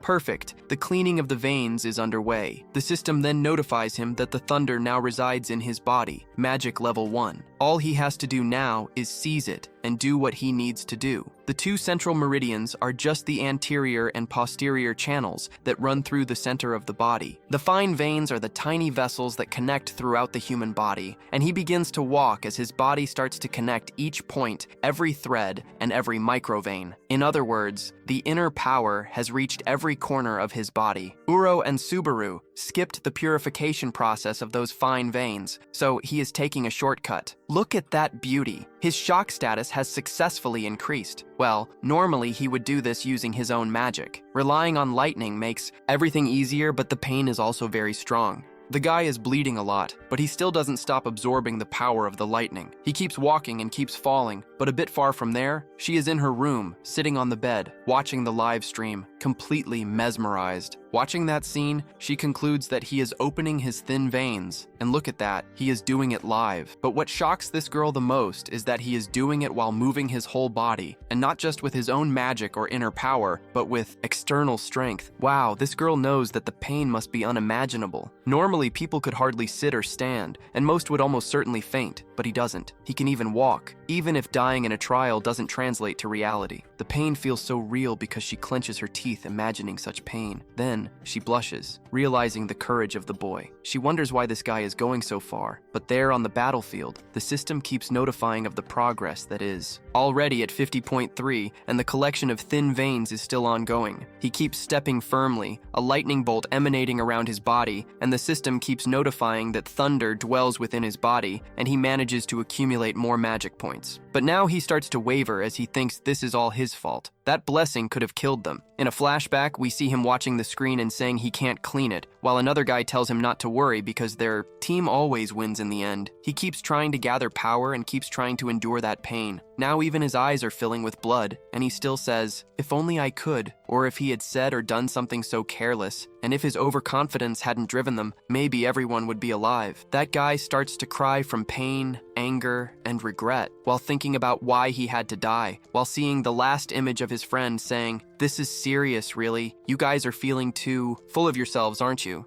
That's your problem." Then suddenly he begins to emit more power from lightning in his body. He starts to become even more focused, ignoring the pain. Just when he says that this is all his fault, but look, in the end, he falls to the ground. But even fallen, he still crawls toward the end. Then, the scene cuts, and we see a flashback. A beautiful green lawn, full of mountains. And there's our boy wondering what place this is. Suddenly, he sees some people around a campfire having a barbecue. He is shocked by that scene and asks himself, is that really you? Shui, Soya, Kei? Everyone is there, even Jiguri and Reina. He starts to walk quickly and then begins to run, while shouting, wondering if all this was just a dream. He runs toward everyone while he starts to cry and smile, trying to believe in that dream that still feels so real. Man, what a disgusting nightmare. He starts to tell everyone that he had a horrible dream, but then everyone turns their back on him and calls him Subaru. The guy begins to deform completely, while looking at him and saying that he was the real culprit for everyone's death. The other one, also beside him, all messed up, tells him that he didn't want to die, and he starts to stutter while calling out Chun, Rei, and Joya. The girl sitting in the back says that he said all those grand things and all those heroic deeds, so why was he not able to protect everyone? She says this while we see that there is a hole in her stomach. He is shocked by all of this and starts to call her name. Chino, that campfire, which once produced a warmth that calmed everyone's hearts, now transforms into an absolute fire. It starts to consume everything, and he begins to sweat a lot while trying to apologize. But then, that campfire starts to consume all their bodies, which were once full of life, turning to charcoal, but still standing, looking at him and screaming, while all he can do is watch everyone disappear.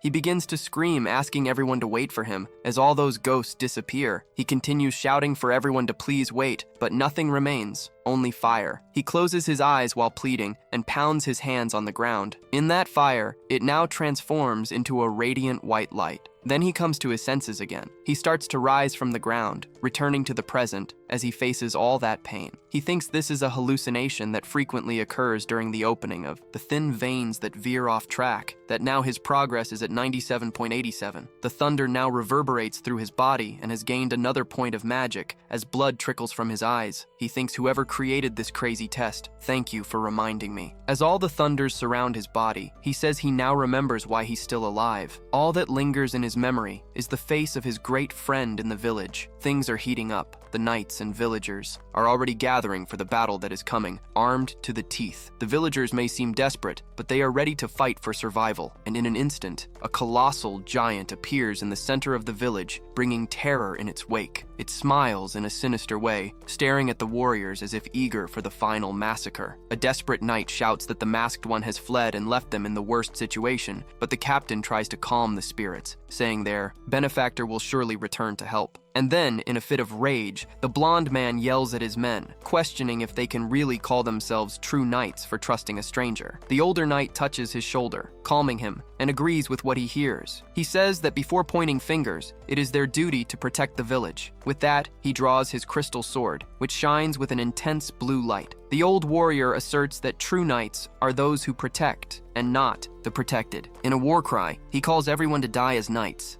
and prepare for battle. As one, all the warriors charge towards the giant without a second thought, fearless of death. Meanwhile, our hero's progress reaches 99%. He's almost there. Suddenly, a golden sphere of energy appears before him, pulsing with immense power. He doesn't know what it is, but from his progress, he realizes that this is his ultimate goal. The system alerts him that his fatigue has risen to 97, and he feels he's close, with the mask cracking. He withstands the pressure of the power of approval. At this moment, the hero knows he just needs to take one more step, and the system warns him of the dangers he faces, but he doesn't care about the warning. He takes the final step towards his goal. Outside, the battle has already begun. One of the knights firmly plants his feet on the ground, shouting his war cry. The old warrior attacks the giant with all his strength, sword in hand. The mage is ready to deliver the first blow against that creature. Then, with a precise spinning motion, he slices one of the monster's arms off. The impact causes a burst of blood, showcasing the knight's brutal strength. The giant bellows in pain, taken by surprise by the old warrior's assault. In response, the creature tries to retaliate, but the blonde knight leaps in front to protect his partner. With all that courage and heroics, he yells to the old warrior, "Leave the rest to me." The captain stands firm, focusing on the next move, and with an insane leap, the blonde rushes forward with his sword raised, ready to finish it off. The giant roars in fury upon seeing the knight coming towards him, and the tension escalates. Then, with a firm gaze, the knight grips his sword tightly, ready to strike. At that moment, the Demon King strikes the giant with a massive cut of blue energy. The creature snarls in pain. Then, with the devastating impact of the knight's attack, the monster's head explodes, resulting in an agonizing scream of pain. The blonde lands safely and prepares for the next move, completely focused. Then, one of the knights, witnessing this, lets out a victory cry. "We managed to defeat that monster!"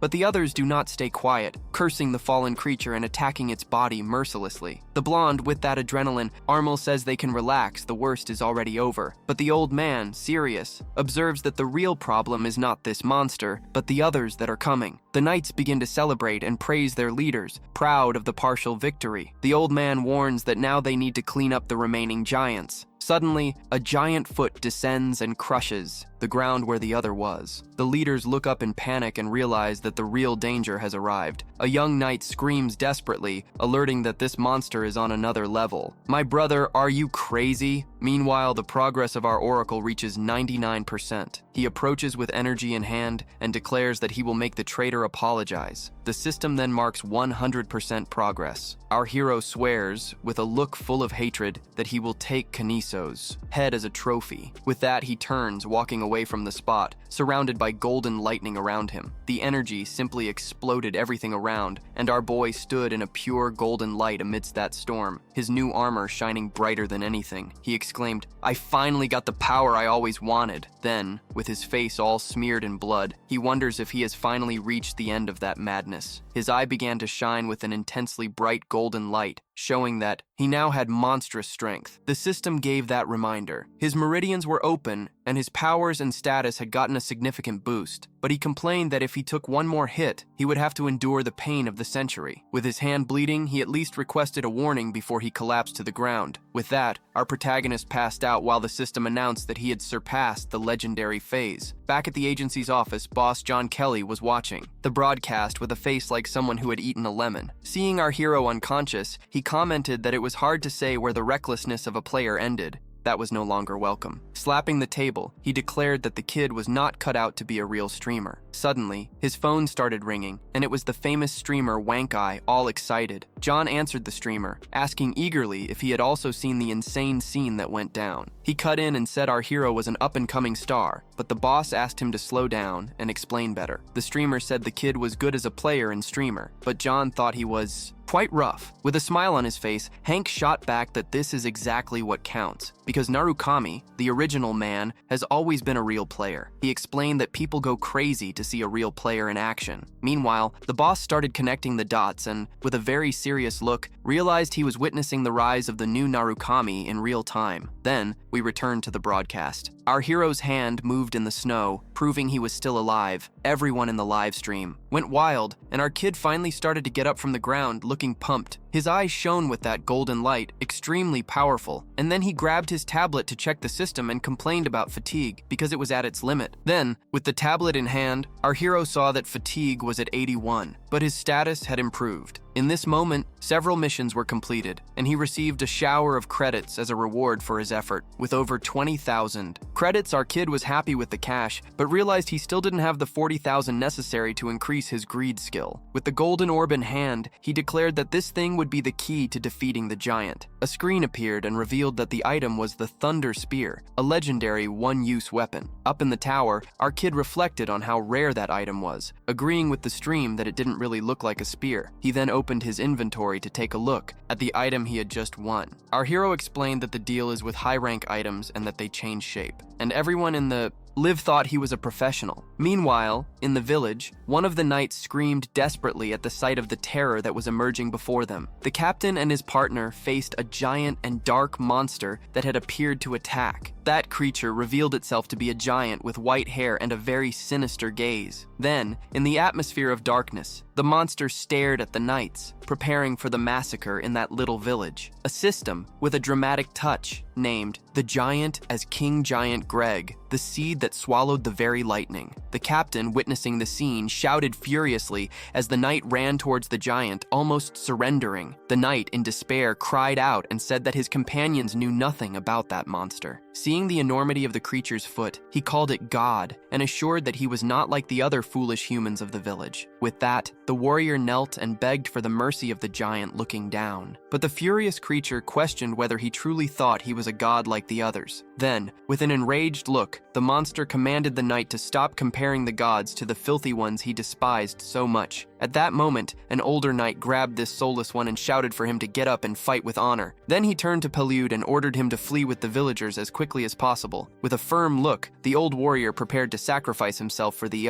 safety of all. But the captain, in panic, shouted his companion's name, desperate about the situation. Soon after, a powerful attack descended from the heavens, and the knights began to be decimated in the small village. Thrown back, the blonde realized that there was no path to victory for his people. But with a serious look, he knew that the only option left was to find an escape route. But to his misfortune, the escape route was blocked by more giants, and the population was in danger. Then, with an extremely desperate face, the blonde knight gritted his teeth, connected to what was happening. He then shouted at the monster that he knew it had killed his son. king giant. Realizing, he faced the little knight with interest. The creature asked who had been the unfortunate one to dare touch his son. With sword in hand, the captain prepared to point in the direction of our hero. He aimed his weapon at the mountain and said that the assassin had gone there. The knight claims that the boy went to seek the power to end all the giants at once. Inside the blonde's mind, a sudden fervor arose, wishing that the monster would change direction and head for the mountain. The giant king hesitated. It seemed he was about to fall for the knight's words, but at the same time he refused to believe it, asserting that he could feel the lie in those words. "This assassin is not here, or did you choose just any place?" the monster questioned. Before the knight could respond, a golden light erupted from the mountain, catching everyone's attention. The blonde knight, stunned by the explosion of power, gazed at the distant scene. There, in the midst of the golden light, the silhouette of our protagonist hero emerged, almost a god. Peliuso, recognizing the mythical figure, murmured the name of the mayor who had come to save them. In an announcement from the system, the 7th phase was activated. This Subaru observed the order of the giants. Our boy reflected that something even stronger was about to appear. This battle might go beyond a second-floor test, but for now he calmed himself, assuring that there was no reason for panic. The young man concluded that, in fact, he didn't need to think too much. All he needed was to hit the monster just once. Although aware that his current power was not enough to win, he knew he needed to stop the monster before it was too late. Then, with determination, he raised his orb and the system alerted that the lightning spear was in preparation phase. Then a golden energy descended from the heavens and the system informed that the weapon was taking shape. The energy, now in a frantic rotation, created vows of inconceivable power. At that moment, the Golden Demon King materialized in the heights, ready to unleash a devastating attack. Subaru extended his hand toward the growing power, and the initialization rate jumped to 10%. The energy envelops his body and the fatigue rises to 84. As a result of the weapon's power, the golden energy progressively begins to take the shape of a spear. Then, with the weapon in hand, he advances, and the initialization rate increases to 33%. His skill tries to resist the spear's power, but the pressure is too much. Aware of his lack of experience, he realizes that he is still not ready to wield such a legendary item. His fatigue climbs to 88, but he insists that he needs to endure that body. The viewers in the live stream start mocking his situation, but the noise remains focused. He asks if the giant noticed the glow, and the live stream scoffs, claiming even a grandma could see it. Subaru admits it's impossible not to notice the light spectacle, and the initialization progresses. Finally, the giant king spots the light on the mountain and understands the situation. Then, with a heavy step, he declares that he has found who he was looking for, the true murderer of his son. With a furious gaze, the creature focuses on its target, accusing Subaru of being responsible. In a leap, he charges toward our hero, while the captain screams indignantly that this fight was supposed to be with him. The blonde knight watches the giant monster charge, a serious expression on his face. Worried, he feels anguish realizing the monster could wreak havoc in the village. Before the mountain, the giant king calls out to his son with a voice heavy with sorrow. Then, with a sad look, he laments the pain his son must have felt and, with renewed determination, vows to avenge that pain. Delivering a powerful stomp, he releases a wave of devastating energy. Advancing with fury, the creature marches with the intention of taking revenge. Then, with eyes reddened by hate, the giant screams that he will return all the pain. His fist prepares for a brutal attack against Subaru. The boy positions his spear and the initialization reaches 88%. At that moment, the mountain is struck by the giant's angry fist. Subaru thinks the odds are 50%.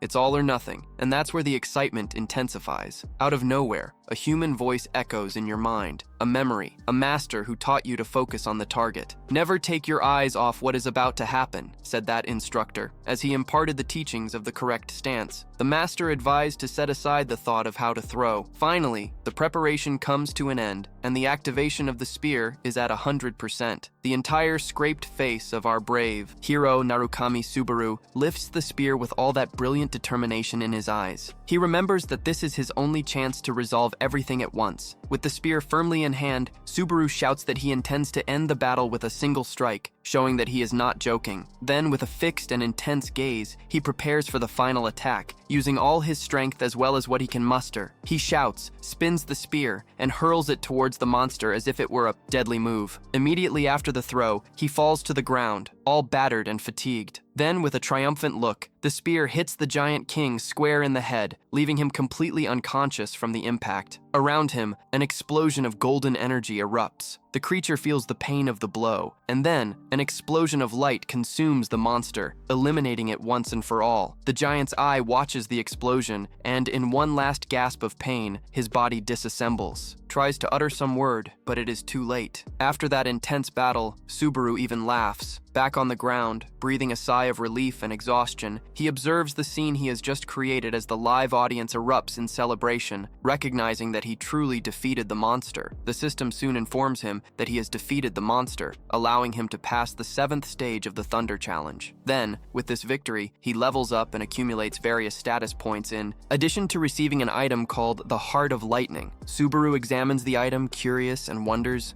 what is this so-called Heart of the Lightning that suddenly received the crystal? In his hands, it shines with an intense light and a piercing pain hits him, causing a tear to roll down his face. Confused, he wonders why you haven't liked it yet. My brother, we're almost at the end of the video. Hit that like button and comment down below if you're enjoying it. Confused, he questions what is really happening, as his body seems to have been transported to another place. Suddenly, he finds himself in a strange location and wonders where he ended up. At that exact moment, a huge and enigmatic shadow looms behind him, leaving him in shock. He tries to speak, but the words simply won't come out, and he questions what is happening. Realizing that his body was completely paralyzed, he grows increasingly terrified. At this point, the system begins to alert him insistently about the mysterious presence watching him. The shadow continues to stare at him, and Subaru feels small and vulnerable in front of it. Then, with his face covered in sweat, he wonders if that creature is trying to communicate. He grips the heart of the lightning in his hands. An explosive golden light starts to shine, a flash so bright it blinds him, emerging and taking him back to the battlefield. Subaru lands back on top of the mountain, the same place where the fight took place. A new scenario screen appears, and the chat explodes with comments informing that he passed out again during the live. Sitting on the ground, he wonders if all of that was just one of the game's craziness. Getting up, he apologizes to the live, stating that he fainted for a while. Then, with the device in hand, he mentions that he needs to claim his earned credits. Afterward, Subaru completes several missions, and his credits shoot up to over 40,000. He starts to feel tired and bids farewell to the live, ending the transmission. Later, at that packaging facility, his manager congratulates him on his excellent performance in the exam, but he asks if the live was good. The girl, smiling, says it was simply perfect. So, with a smile on her face, the manager states that she didn't even notice that the live stream peaked at 3,000 viewers. Our boy apologizes, saying he was too focused on the exam, which surprises the girl. She notes that for a rookie, that was sensational and that the timing of the live stream's end was perfect. Subaru realizes that the suspense he created that left everyone intrigued was intentional, and she asks if it was on purpose. He clarifies his plan to check the rewards in the next live stream to appear more natural, right? Then, with a smile, the girl realizes that he gets the hint, and that the boss's concern was unnecessary. She says she has a present for our hero, making this guy quite curious. Then, the girl leans in and says it's a special gift that he definitely can't refuse. With a mischievous smile, she asserts that the gift is indeed special, creating a sense of mystery in the air. With a playful smirk, Hatsuga gets straight to the point with our boy. Dude, take a good look at that stream over there, Rock Lee. Then, our boy Subaru grabs a device and starts hunting for that guy. They stop on a live stream of a blonde guy who promises a cool topic today. The streamer, who calls himself Rock Lee, claims that he might actually be the real Narukami and not a 2.0 version. While Subanokami was struggling with a tough test, the streamer was also caught up in a crazy situation. Radisuga, seeing all this, seems a bit uninterested and looks away. Soon after, the streamer assures that he will summarize everything because dragging things out isn't his style. He says that Subonokam is, in fact, the Narukam, and our hero is shaken. With a confident expression, the blonde concludes that there's nothing more to add. And then Subaru wonders if Hatsuga is on the same wavelength as the streamer. He turns to her and casually asks something more intimate. Atsuka then flushes and comments that it's a bit strange for the manager to ask that kind of question, right? No. She composes herself and gets straight to the point, asking about the real reason he's doing the live stream. She adds that it's not just for the money, right?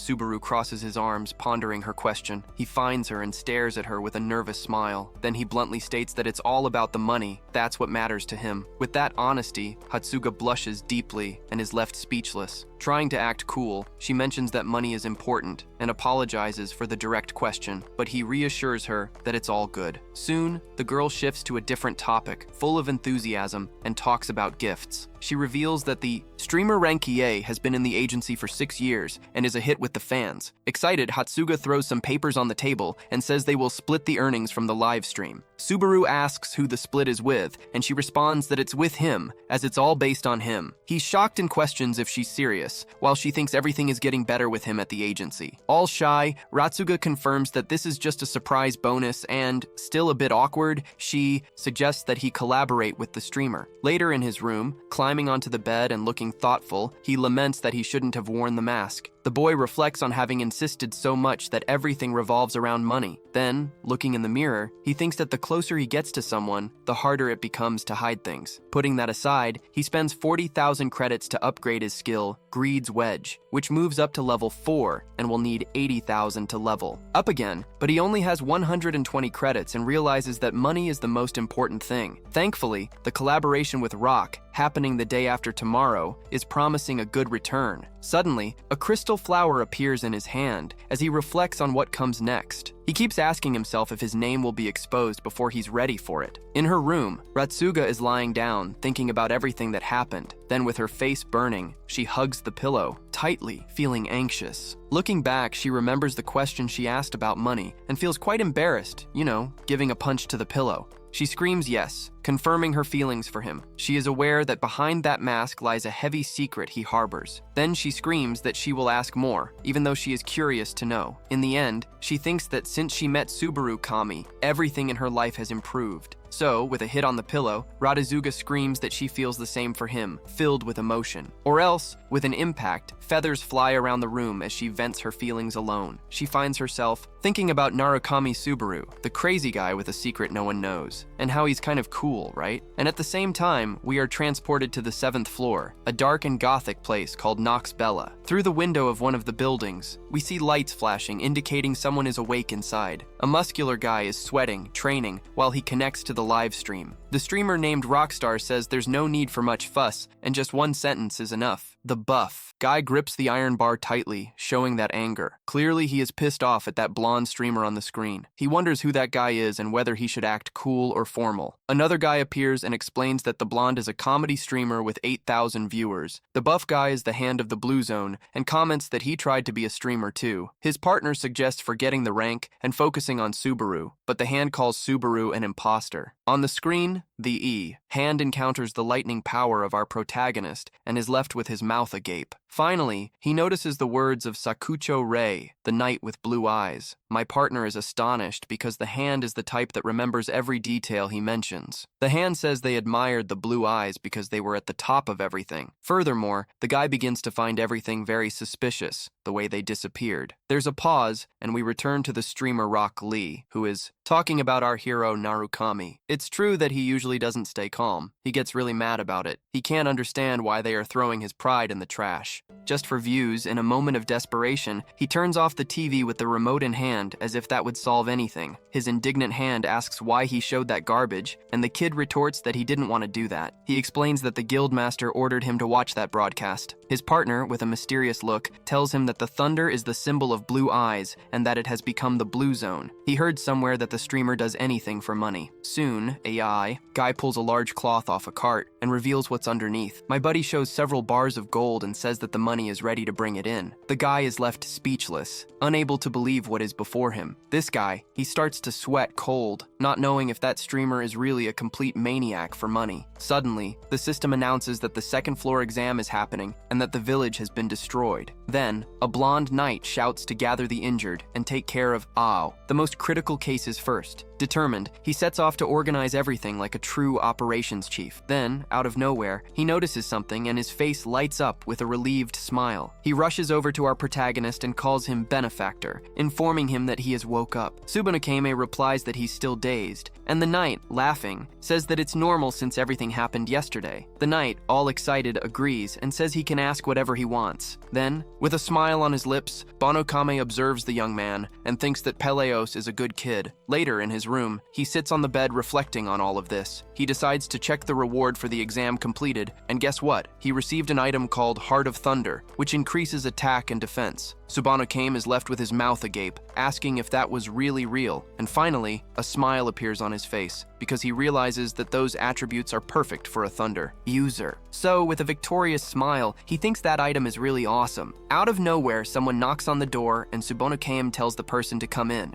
It was Peleus who brought a basket full of fruits as a gift. Subanokami is completely confused by the situation, and the spectators ask what's going on. The knight asks if he slept well, and the spectators start making jokes about the boy's visit. Soon they sit at a table to have a pleasant chat. Our boy then mentions that the legend was true, which leaves Peleus in shock. My boy agrees, as he also saw the light and celebrates that Subaru saved the entire village. Subanokami then takes an item from his pocket and says that it fell from the body of the giant. He shows the Heart of Thunder, and Peleus is left speechless. This guy can't believe what he's seeing. Then our hero asks if the knight knows what that mysterious item is, but Peleus's look says it all. This guy has no idea what it is. My brother, Subanokami, is left with a question in his mind, and the spectators comment that he knows everything. Peleus apologizes and mentions that he only knows old legends and doesn't even know if they are true. He also reveals that he only knows 2 legends. Our hero is astonished. Peleus begins to tell the first legend, saying that the thunder was used to take down a giant. He also concludes that our protagonist, Narukami Subaru, was the one who did it. He prepares to tell the second legend. The other story, My Brother, Sit Tight Because Here Comes the Story, talks about gods and giants, an insane battle for control of thunder. Subanokami is left speechless by that revelation, and the knight begins to confirm the ancient battle that really took place. He explains that this legend is a legend within another, where the giants lost the war. Subanokami deduces that the gem was made on purpose. Peleus says that not even the legends revealed who created it, but because it is pretty clear, it was to give humans the chance to wield the power of thunder, and the reason for that, well, the gods and the giants, because these creatures are so strong that normal humans cannot face them, right? The silhouettes show that humans receive this strength to fight and win. That's why the Heart of Thunder was made, to give an opportunity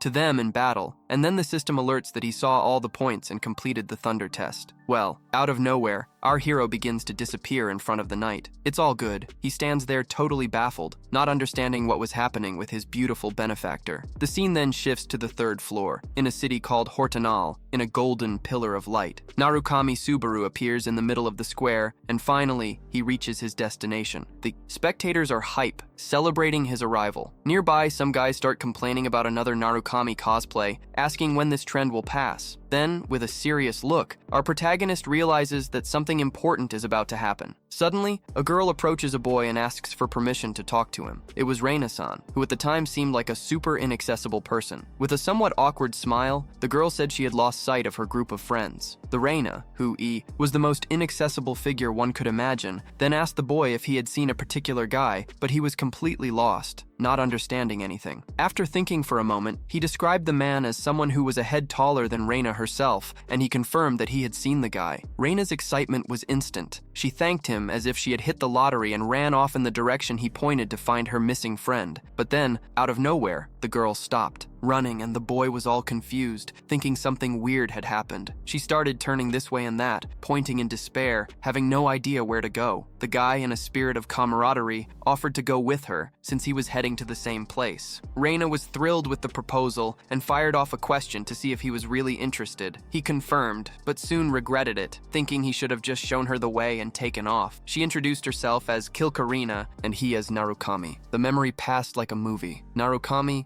Subaru found himself wondering if all those guys were still around. Back in the present, a viewer offered him a gift and asked how he was doing. With a look of nostalgia, he recalled every bit of his journey. He replied that it felt like he had lost something precious, something that would never return. Then he picked up his device and prepared to face the live broadcast. He announced that the next live session would be with the rock star. The scene then cut to an extremely luxurious cafe, filled with people chatting. Subaru arrived and immediately apologized for the delay in the meeting. An older man came in and informed him that Tsukasa was on the way. The man introduced himself as John Kali from Sultana Entertainment, and our hero quickly thought he was the annoying boss. Subaru greeted the man, mentioning that he had heard a lot about him from the manager. John said he wanted to meet him because he was the second player that Atsuka praised. Very curious, Subaru asked who the first was, and the man said he didn't even need to name names. The first was none other than Subaru Narukami, who had blue eyes. This made our protagonist very nervous. John commented that he was surprised, finding it strange for her to be interested in someone with the same name. Then, with a nervous smile, Subaru thought of an unexpected question. He expressed his curiosity about whether the man had any interest in the guild called Blue Eyes. The blue eyes of Narukami shone with the inquiry, eagerly awaiting a response. But John, with a big smile on his face, noticed the excitement and said he was completely uninterested. He revealed that it was one of the reasons he wanted to meet this person. Meanwhile, Subaru looked at his device and saw the giant prize from a tournament. He was now shocked and wondered if that was really true, going into a state of total shock. A golden energy began to rise from his fist as he tightened it with all his strength. Well, that device now indicated that Subaru Narukami had ended the live broadcast. Inside an elevator, a young man looked at his device and commented that the broadcast had already finished. He left and wondered if things had also ended on the other side. As he walked on the snow-covered ground, each of her steps echoed through the forest. She ventured alone through a frozen landscape. Upon reaching her destination, she saw a man with silvery hair and asked if everything was over. He turned and confirmed that everything had already ended long ago. She questioned him about what he was holding and what he was doing. He replied that he was merely reflecting and began to ponder whether he should eliminate the Ice Warriors or let them go. The girl said she was sure they should be eliminated, for she knew who sent them. But the young man said he wasn't sure, which is why he was there. He began to argue that if they were truly who sent them, they wouldn't have dispatched such weak warriors. She disagreed, stating that letting them go was a problem since they might reveal their location. Suddenly, several frozen blades erupted from the ground, ready to attack. The girl then lunged to evade the rain of blades and resolve the situation. With a simple gesture of her hand, she began to control a myriad of ice daggers. The blades started to swirl around her with intense blue energy. Seeing this scene unfold, the man with silvery hair shouted in desperation for her to stop, but by then it was too late. The icy rain surged forward with all its force, striking the warriors and shattering them. One of the warriors had its upper body smashed by the impact. Thus, one by one, all the warriors were completely destroyed by her attack. Then, with the battlefield cleared, he shouted furiously, asking what she was doing. She then explained that if they let the warriors get away, they would find out that they were still alive. The girl said he needed to be more ruthless, and he apologized for his hesitation. The young man with silvery hair then picked up his device, appearing thoughtful, began to show something on his screen, and asked her to take a look because it was important. Then, looking at the screen, she was shocked. While screaming, filled with rage at the situation, with her eyes red from so much anger, she began to call everyone a bastard. So the guy asked the girl if that's bothering her. By her face, it's obvious it is, right? The answer was clear. On the device's screen, an image appears that sends a chill down the spine, a pair of shoes belonging to an old companion. The kid quickly says that it was a trap to pull them out. With fire in her eyes, the girl realizes that they might be aware that she's still around and insists that they can't just stand still. They need to retrieve that item quickly. He agrees but mentions that these stealth missions are a bit pointless, even though she's just great at it. She finishes up and complains that he talks too much, but the truth is, she's already decided to act one way or another. Then, in a twist, it happens. He grabs her arm and tells her to hang on for a moment. Then, with a serious expression, he clarifies that he's not saying to attack without a plan. The idea is to steal the prize as soon as there's a tournament winner, something he already had in mind. Back at the Sieur Cafe, he shows her the shoes, and it's a relic from a member of the Blue Eyes. Then, he wonders if our protagonist is interested in that item. The look on his face is piercing. My friend, this guy is angry, and confirms that, yes, right? He's fervently interested in getting that prize. John Tolley, with a sparkle in his eyes, is happy. Little did he know that Subaru got excited about the bait, so he suggests a project where Subaru would become a relic hunter for the Blue Eyes. Subaru's rage is so intense that his eyes start to shine with this absurd idea. He reflects that they're using the feeling of touching as a circus attraction. John, noticing his anger, asks if everything's okay. Then, Subaru composes himself and firmly states that he will take on that mission. The guy gives an extremely satisfied smile while John cheers and says, "That's great." Subaru then stands up to say goodbye, informing that he's going to bail out of there, and John reinforces that he'll always be rooting for him. But as Subaru marches out, his fury remains latent. He swears he won't let anyone, not a chance, take that prize. Later, in his room, Subaru throws himself onto the bed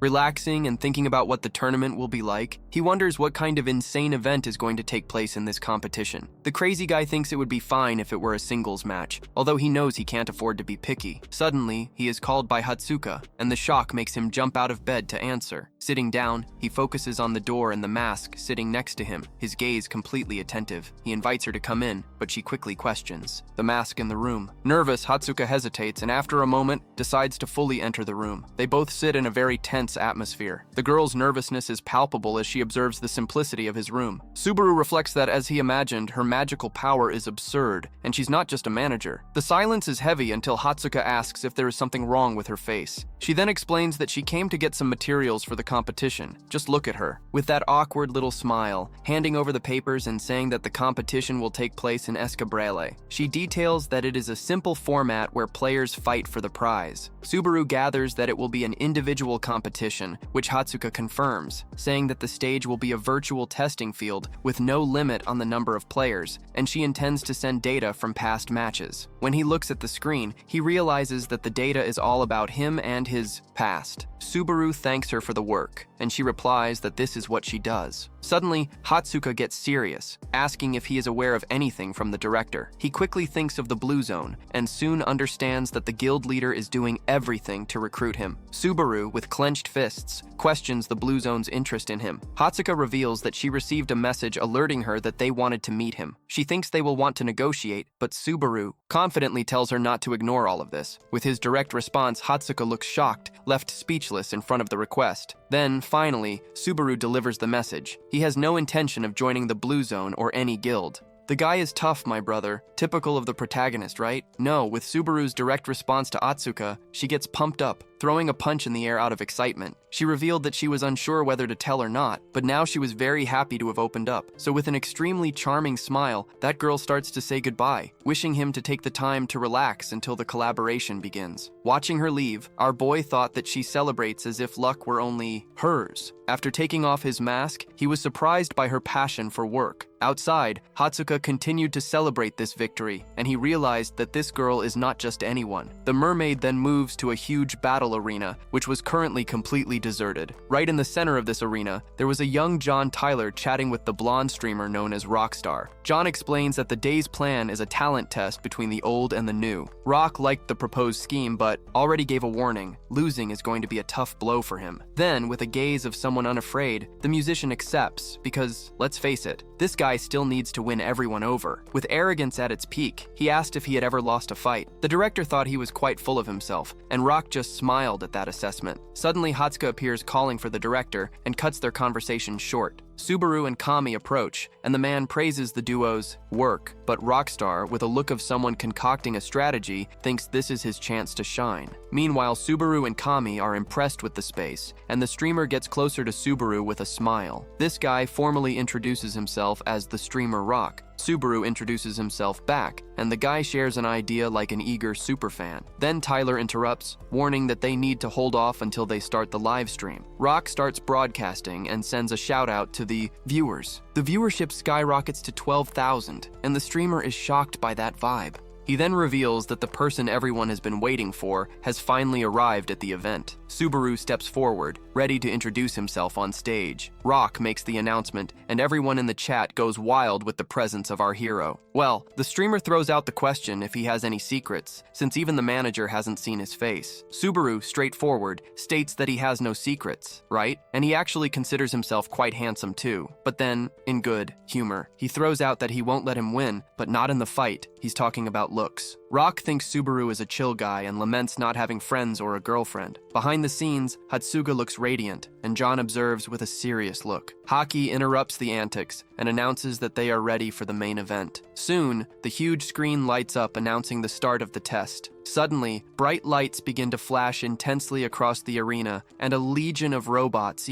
appears, ready for the challenge ahead. He then explains the reasons justifying the choice of this unexpected test. Look at this guy. He starts smiling radiantly, very confident. He gets ready to reveal the second reason, showing the ranking scoreboard. Some spectators doubted, but the noise ensures that he wouldn't have accepted if he wasn't confident. In front of him, the robots prepare to attack, which could be the greatest brutality. Their eyes shine red, indicating that the fight won't be easy. The scoreboard then highlights a maximum score of 43, and the chat divides, with some believing he can achieve this feat. In the end, our hero, Subaru, positions himself in the center of the arena for the final move. Suddenly, a spectator throws down a mission, offering 10,000 credits for our guy. Seeing that cash, other fans also send credits, and he accepts the challenge. The chat comments that he's just a newbie and that he's going to have problems. Hank agrees. He then announces that he will give all the mission's money to Subaru. Shortly after, the streamer grabs a timer and prepares to kick off the event. Then, with an excited shout, he goes over and hits the button, yelling that the show has begun. And so the 3-minute countdown begins to mark the time of the challenge, surrounded by a lineup of robots ready for action. The challenge is real, and without wasting any time, Subaru activates his electric ability and prepares for that insane fight. Then, with impressive skill and agility, he dodges an attack from one of the robots, grabs a robot's head with his electric hand, and hurls it away, destroying it and scoring his first point. Rankai vibrates at witnessing the emergence of thunder as Subaru summons his fierce sword for the duel and charges at several robots. With 2 minutes and 39 seconds on the timer, the robots advance with red eyes of fury. Fully surrounded, our protagonist, Subaru, stands in the midst of that arena. Then, with 2 minutes and 3 seconds on the clock, Narukami Subaru dodges a blow with his electric power, demonstrating absurd agility. My dude, the chat goes wild the moment aerial combat becomes our hero's true specialty. He then takes off flying towards one of the robots, preparing for a killer attack. Then, with that sword firmly in hand, he concentrates all his energy into what seems to be the decisive blow. The blade shines brightly, almost as if it emanates a golden and dark energy, and soon he unleashes an area attack that devastates all the enemies around him. The score rises to 26, but you know what else is rising? The likes on this video. With 1 minute and 22 seconds left on the clock, a robot, completely destroyed by the force of this grand power, makes the chat start shouting that he will easily surpass the score of the second place holder. And look, Rankai observes in amazement the extent of our boy's supernatural ability. Then, a tear rolls down his cheek, but that tear, my friend, is pure shock at what he is witnessing. Then, with only 13 seconds left, the score reaches 40, and the defeated monster prepares to deliver the fatal blow. Then, with 9 seconds remaining, the scoreboard shows 42. He destroys another robot. The prey is real. Only 5 seconds left, and he's still attacking non-stop. Time is running out, and with a focused gaze, he faces the last enemy in front of him. A final robot positions itself, ready for anything. Then, with only 2 seconds on the timer, Narukami Subaru delivers a powerful kick, and at the last second, he shatters the final enemy with his sword. The scoreboard still shows a score of 42 as time runs out as well. However, as the countdown hits 0, the score updates to 43. Wow! Finally, the test is over, and he ties for first place with that magical mark. The chat explodes with excitement, and the scoreboard confirms, wow, that was epic. A tie with Subaru Narukami. He can't believe it. He starts shouting that he managed to equal the original. Oh my goodness. Then, with a big smile on his face, he informs almost 40,000 people that it was a tie. Well now, with several fans starting to send donations, Narukami thanks everyone for their support. The chat asks if this is his live stream, but Rankai quickly denies it. Out of nowhere, a 10,000 credit donation from someone named Renart appears on the screen. Rankai is taken aback by that name, and the chat goes wild, trying to figure out if it's the real one.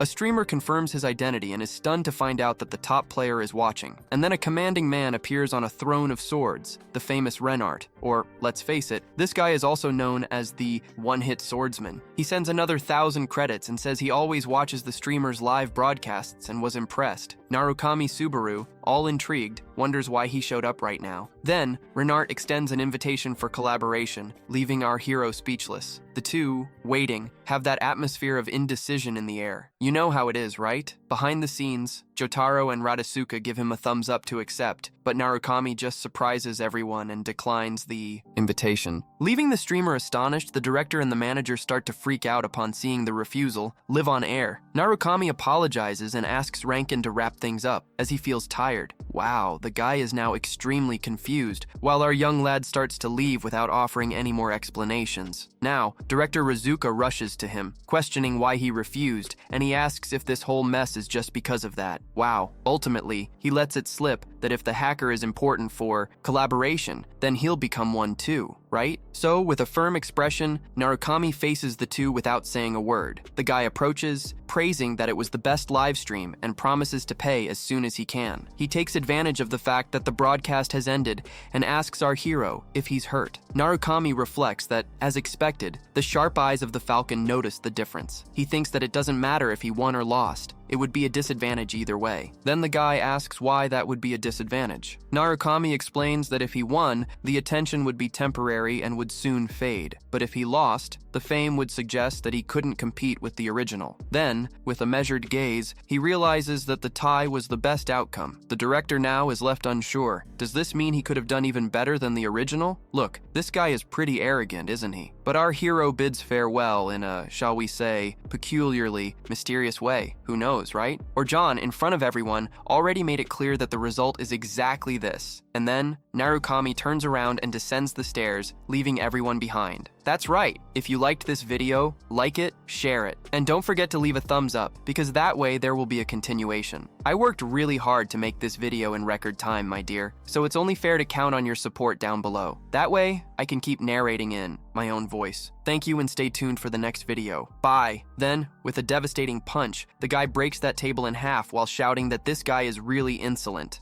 This guy is the 21st Gold Rank Leon, a guild master. Rehard, look, the ranking X, ended the live stream, and suddenly one of the guys approaches and opens the door while shouting for Mr. Henry. He gives a nervous smile as he says there's a problem. The master starts grinding his teeth as he says that if you're talking about a problem, it means you're talking about Narukami Subaru. The guy apologizes and enters the room while asking if he is the streamer. The master still can't believe that little brat refused his offer. What insolence and audacity to reject his proposal among all people. He turned this guy down. The master said he would smash him in front of everyone and put an end to those irritating rumors, but now everything is ruined. The master, still filled with rage on his face, says he doesn't care about the credits he wasted. What annoys this guy more is that no idiot dared to scratch his pride. He picks up the device again while offering the kit to the gentleman. The guy abruptly grabs the screen and asks what's new about the matter he asked him about, and seems to want to know about Mr. Isaac. They are still looking as much as they can. This guy disappeared for a few days, but everyone knows that at his age it's quite common, right? Look, the master did not like this information at all, grabbed him by the neck and lifted him up, squeezing very tightly. The guy feels completely terrified by that pressure, but I thought he grabbed him with his hand. But no, he only grabbed him with mental strength. As the master lifts the guy, he asks if he is also good at mocking him. The guy can't speak properly, and when he tries, he says, I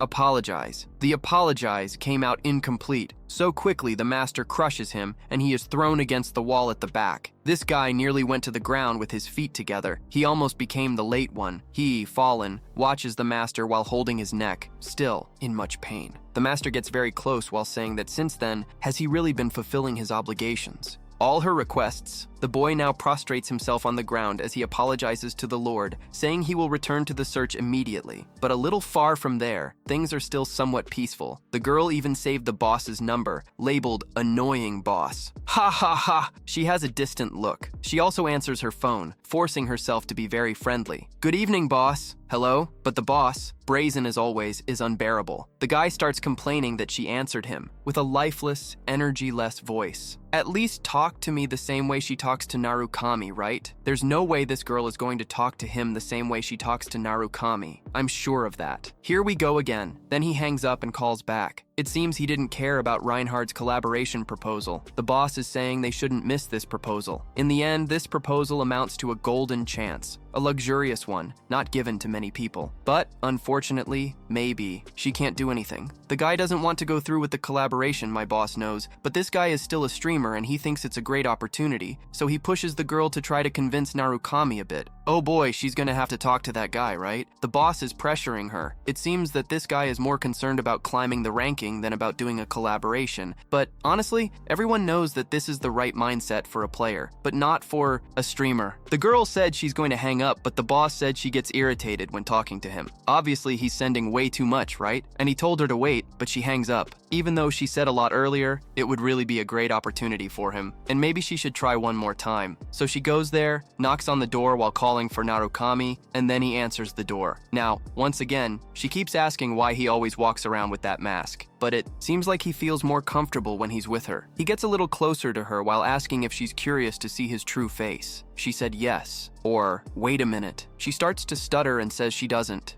I think so, right? Well, the mask makes viewers associate him with Narukami Subaru, so that means he is Narukami Subaru, of course, right? But someday maybe he can show his face to everyone, including to her, right? No, Narukami just sighs while saying that everyone is so obsessed with Narukami Subaru. But it seems like they are, and there are some peculiar reasons for that. This guy, he was an extremely low-level earthling with pretty terrible attributes. So, it means that an overpower guy with low attributes and poor skills managed to stand out among most people. That makes it really cool. But the most important thing was that Narukami Subaru was the hope of everyone. What do you mean by that? What does this girl want to say? But she said that everyone knows this, and he probably does too. Then we see a flashback when she arrived at the tower for the first time. There was literally nothing. Monsters everywhere, nothing to eat, no way to earn money. Stability, my friend, was just pure fantasy, indeed. Unfortunately, there was only one way to survive, and that was to keep climbing. If a person climbed higher, they would earn more credits and could rise up and re-establish themselves. And little by little, people began to believe that this world could really become theirs. And back then, the greatest players left them with a lot of hope. Everyone truly believed that that tower could be conquered, and that in that world, they could actually win. And the one who was above all of them was Narukami Subaru. The guy had so many achievements that they couldn't just be summed up to clearing floors and climbing towers. This guy was the first to prove that anything was possible. Our boy asks her if she thinks so too, but she leaves a question hanging and says it's a secret, just like the secret he keeps behind that mask. Maybe she will tell someday. Oh, and what was the reason she knocked on his door just to ask questions? He invites her to come inside and talk privately, but the girl blushes again and says it's not necessary. And now she's leaving. As she walks out, sweating and blushing, she thinks that after saying all that, she doesn't even want to convince that boy anymore. And she keeps wondering why that guy keeps inviting her into his house. Wow, every time this happens, her heart races. But our boy thinks it's very strange. Well, once again, our boy Subaru begins his live stream, and look at that. He started the live with his #1 fan donating 1,000 credits. He thanks for the credits, and this fan called him Love. Ah, he hopes they can win today. Look, the system has gifted him again with the notification of the Golden Lion that offered 500 credits now, and asked if he really won't participate in the collaboration with his Henry Hard. Iggy Drazil also gifted him 5,000 credits, saying he is the master of the IG Brazil Guild, and he also has something important to tell him. Does he have a moment? He continues to watch all those notifications as he's gaining a lot of subscribers. He starts to notice that the anticipation around the collaboration is huge, and the views and donations are coming in steadily at the same pace. In other words, if he gives people what they want, they pay him with credits. So, it's decided he will now start the 3rd floor of the test, but before that, he needs to choose his faction. He can be from the Ottoman Kingdom or from the Comrade Kingdom. Some people tell him to decide and go with the Ottoman Kingdom, while others say that times have changed. The chat is quite divided. Look, his faction practically changes everything in the judgment of this floor. They hate each other, so the missions change depending on which faction he chooses. So, based on that, he decided to choose the Comrade Kingdom. But this kingdom is not chosen by the majority of players. It is only chosen by 3% of the players, but there might be a reason for that. In the 3rd floor, people are eating and drinking. Apparently, it is some sort of mercenary resting area of the Comrade Kingdom. Our boy walks in through the front door, and people start to notice his presence, especially the bully. He smiles, saying he's the new kid, and he arrived just in time when everyone was dying of boredom. He looks at our boy, thinking that this guy is his new toy. He walks slowly towards the boy, hands in his pockets, and gives him a sly shoulder bump, grinning wickedly. But instead of the bump being strong enough to knock our boy down, no. The bump was so powerful that he felt the weight and had to steady himself. The boy passed through it as if it were nothing. The guy now trembled with fear, realizing that our boy is way too strong. Our boy told him to watch where he's going. The guy starts to get pumped up as he asks if he has a problem, but he, calmly and nonchalantly, says that it's him who has a problem. After all, he bumped into him on purpose. The guy grabs the collar of his shirt, saying he's going to make him stay quiet, just like all the new kids should. Obviously, he's a rookie mercenary. How dare he disrespect him in front of everyone? But the people in that neighborhood start shouting that a fight is about to go down, while some think and try to figure out who this new kid is. Look, others even say that the vulture is attacking a rookie rank again, but the boy looks at him and says he's a rank B, right? Great. He also wanted to test something new, but the guy doesn't understand what he wants to test, right? Then, lightning starts to shoot out from his feet, and he activates the thunder crackling around Subaru's leg. He lunges forward and delivers a kick right to the bully's chin. Well, that kick was so strong that it already broke a few teeth, and the guy is sent flying with disproportionate force. So, with just one blow, the guy fell to the ground unconscious. It seems that this fight wasn't as interesting as everyone expected. While people are commenting that the fight ended too quickly, an old man is watching everything with great interest. Some people say he actually kicked the vulture. Looks like this X-level guy is showing off, huh? Some of the vulture's friends are getting angry. And they say they're going to rip that mask off his face and everything. The guy is happy, saying this will be his great rookie, but our boy calmly looks on while counting how many there are. In the moments that follow, everyone is wrecked. Well, the boy finished so quickly that we didn't even see it, as one of them screams that this guy cannot be just a rookie. An old man who was watching everything before now approaches the young one and asks if he has any skills. His name is Raymond. He is the patent examiner. He greets the boy while saying he's never seen him before, and also asks how many jobs he has completed. But how does he know? He's a tiered mercenary, and they can only take versatile and limited jobs. The system then notifies that raw air is a waste of time, and he calls for different jobs. The people in the live stream comment that that vulture is too arrogant. Another also remarks that the Tier B vulture was used as a springboard. The third floor test consists of performing various mercenary jobs to gain experience, and also 10,000 points as a reward for completing the tiered mercenary missions. At best, it can give him about 50 points, so players usually get stuck there for over a year on average. Unfortunately, or fortunately, he had to take a shortcut and use everyone as a springboard. In the end, he can't waste any time, not a second with IO. Now is not the time to level up peacefully. The old man thinks of a shortcut, huh? Come to think of it, you're from another world, right? He notices that he doesn't see many people like this guy lately, but the phrase other worlds means that those people call him other players. After all, this is the tower's folk. So when a player goes there to level up in the tower, he refers to that player as from another world. Even so, he can't give special treatment to this guy. After all, everything has its order. But our boy still wants to cut the path short. But why would this old man offer special benefits to an outsider who's just there to complete his task and leave? There's no benefit for him, but he knows there's only one way to complete the third floor challenge. At once, all he can do is fulfill his own dreams. This guy must be joking. What does he mean by that? Well, here we go. In the Thunder Cave, he can do all of this for the Conrads. The old man is shocked. This guy means he's going to conquer that cave of the Conrads? Can he really? That place only belongs to A-rank mercenaries. No E-rank can take an A-level job. And more importantly, the real problem is that he's going to die. But our boy, with a serene look, says he knows that this is a battle of pride. After all, Osman and Conrad are fighting a pride battle in an impenetrable dungeon. That Thunder Cave, especially on the third floor of that tower, has never been completed by any player, mercenary, or knight on the face of the earth, or in the recorded history between the kingdoms of Conrad and Osman. There lies the enormous, impassable mountain range, over which the two nations have fought for decades. So what that means is, by conquering the Thunder Cave, he can easily pass on the right through the mountains. After all, it has been a shared ambition to block invasions and also gain military superiority. So, if he provides proof of being among the ranked, he will unlock that cave. He also swears he won't abuse it. Well, the old man is thinking and reflecting a lot about this. Can he really do it? The boy is firm and believes he can get through this, but the people in the chat are doubting it a lot. It seems like he's going to end up on the ground like that vulture. After thinking a bit, the old man said he would write a recommendation letter so he could participate in the raid inclusion mission. Those attack groups always need manpower, and the chat said he escaped with little life. The old man leaves while saying that the attack group will depart in 5 days and he will also take that recommendation letter. So, all he has to do is wait there. Perfect. The system announces that the villain mission has been started, so all he has to do is complete that thunder. Dungeon alone for 20,000 credits. How about that? Safi Pocket gave him a mission.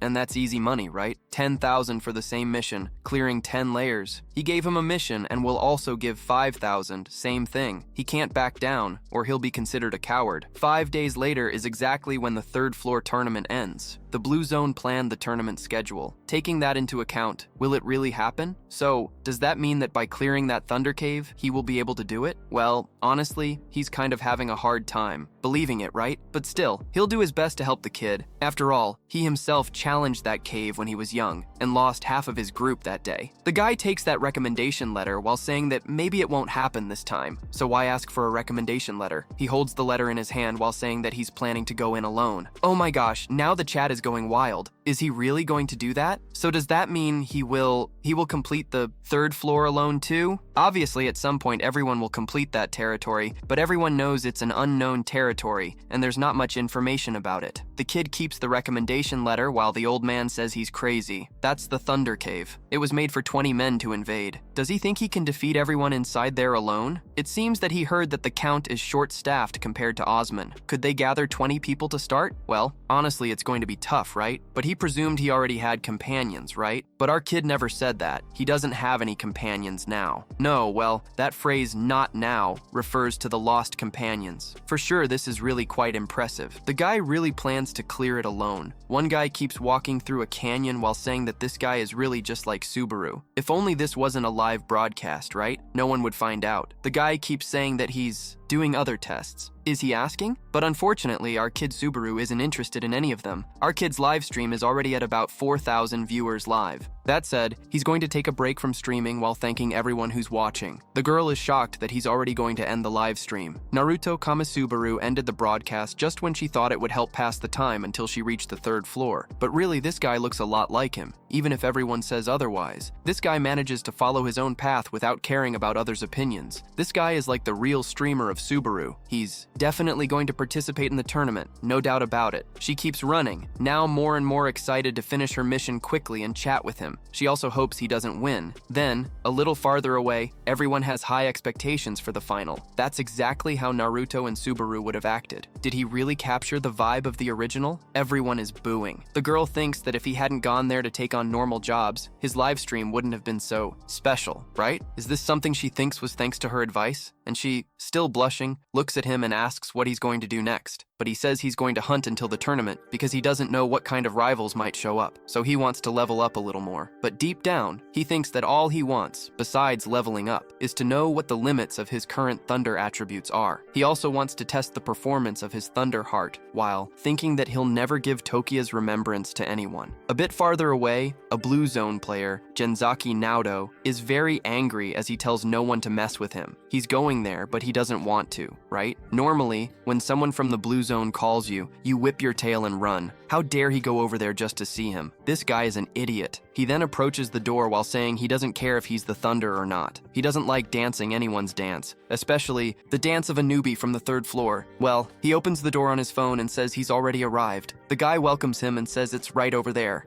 And he turns off his cell phone, puts it in his pocket, and walks to the table. On the table, there are already 2 glasses and a bottle. So he is Mr. Gazarke from Zona Azul, right? He heard there's something to discuss about one of his streamers. Look at that. This guy wasn't even wanting to go there. Now he discovers that his streamer isn't there. Damn, where is this guy? The guy just said that, unfortunately, he can't make it to the meeting. He has more important things to do. The guy starts scratching his ears and says, how come a rookie has more important things than talking to a member of Zona Azul? Yeah, that's a private matter and he is not authorized to answer that. But the most important thing is that they have already conveyed his wishes, right? Anyway, that's why he isn't there. They plan to discuss this matter directly with him, so he doesn't want to talk to third parties, right? But unfortunately, it's going to be hard for this guy to find him. Damn. The long-haired guy starts getting even more irritated. Does this guy not want them to actually find him? Look at that. All he starts to think is that someone is making his visit to Narukami Subaru harder, and if he doesn't meet this guy, he's going to get in trouble for it. He starts shouting while saying he already knows the game. They are trying to defend their golden player, right? He bangs on the table as the mug jumps and spills some liquid on the table. The guy begins to tell the other two, think carefully about the words he is about to say. After all, wouldn't it be much better for Narukami Subaru to join an important guild instead of just doing little live streams? Does he think so or not? Well, famous players earn as much as top-ranked players these days, so it's the same. The guy starts to relax while saying that, instead, if you come across players who are prejudiced against streamers or any kind of online profession, that's pretty annoying. After all, he himself has witnessed this kind of player before. Well, that sentence threw the guy off because he was being quite prejudiced too. It seems like the way this guy talks, he's trying to make Zona Azul his enemy, but the guy just tells him to pay attention and listen. Until the end, his priority is the same priority as the streamers. In other words, everything depends on Narukami's decision. Whatever decision he makes, the company will fully support it. Look at that. The guy starts to smile while saying that for an adult man, he seems completely disconnected and oblivious to the outside world. Does he really think that the blue zone will remain silent about this? Wow, he is completely shocked to hear everything the guy is saying. The guy starts to say that the one who doesn't understand is him, because there are people who cannot be defeated by force or fear. And he begins to emanate a terrifying aura as he says that if he has finished speaking, it would be better for him to disappear from there. That intimidating aura starts to penetrate the long-haired guy's body, and he begins to sweat with fear, but trembling with fear, he tries not to show it. Meanwhile, he thinks, what the hell? What an overwhelming mana was that? Well, he only said that in thought, because from his mouth all that came out was, hey, hey, hey, hey, hey! Stammering all over the place, he says, get out of here! Who does he think he is to talk to me like that? The guy just raises his hand and tells him to get lost, but without any words, just with his hand. Could that have just been his imagination? The guy stands up and starts to leave while saying that he too will regret what happened there today. And he, still with his arms crossed, smiles and says that it was scary. That's it. We have reached the last chapter of the work. I hope you enjoyed it. And if this video is good, you already know, right? There will be a sequel. Don't forget to check if you are still subscribed to the channel. Thank you for watching, like, share, and most importantly, rip the video. I hope you enjoyed it and stay tuned for the next video.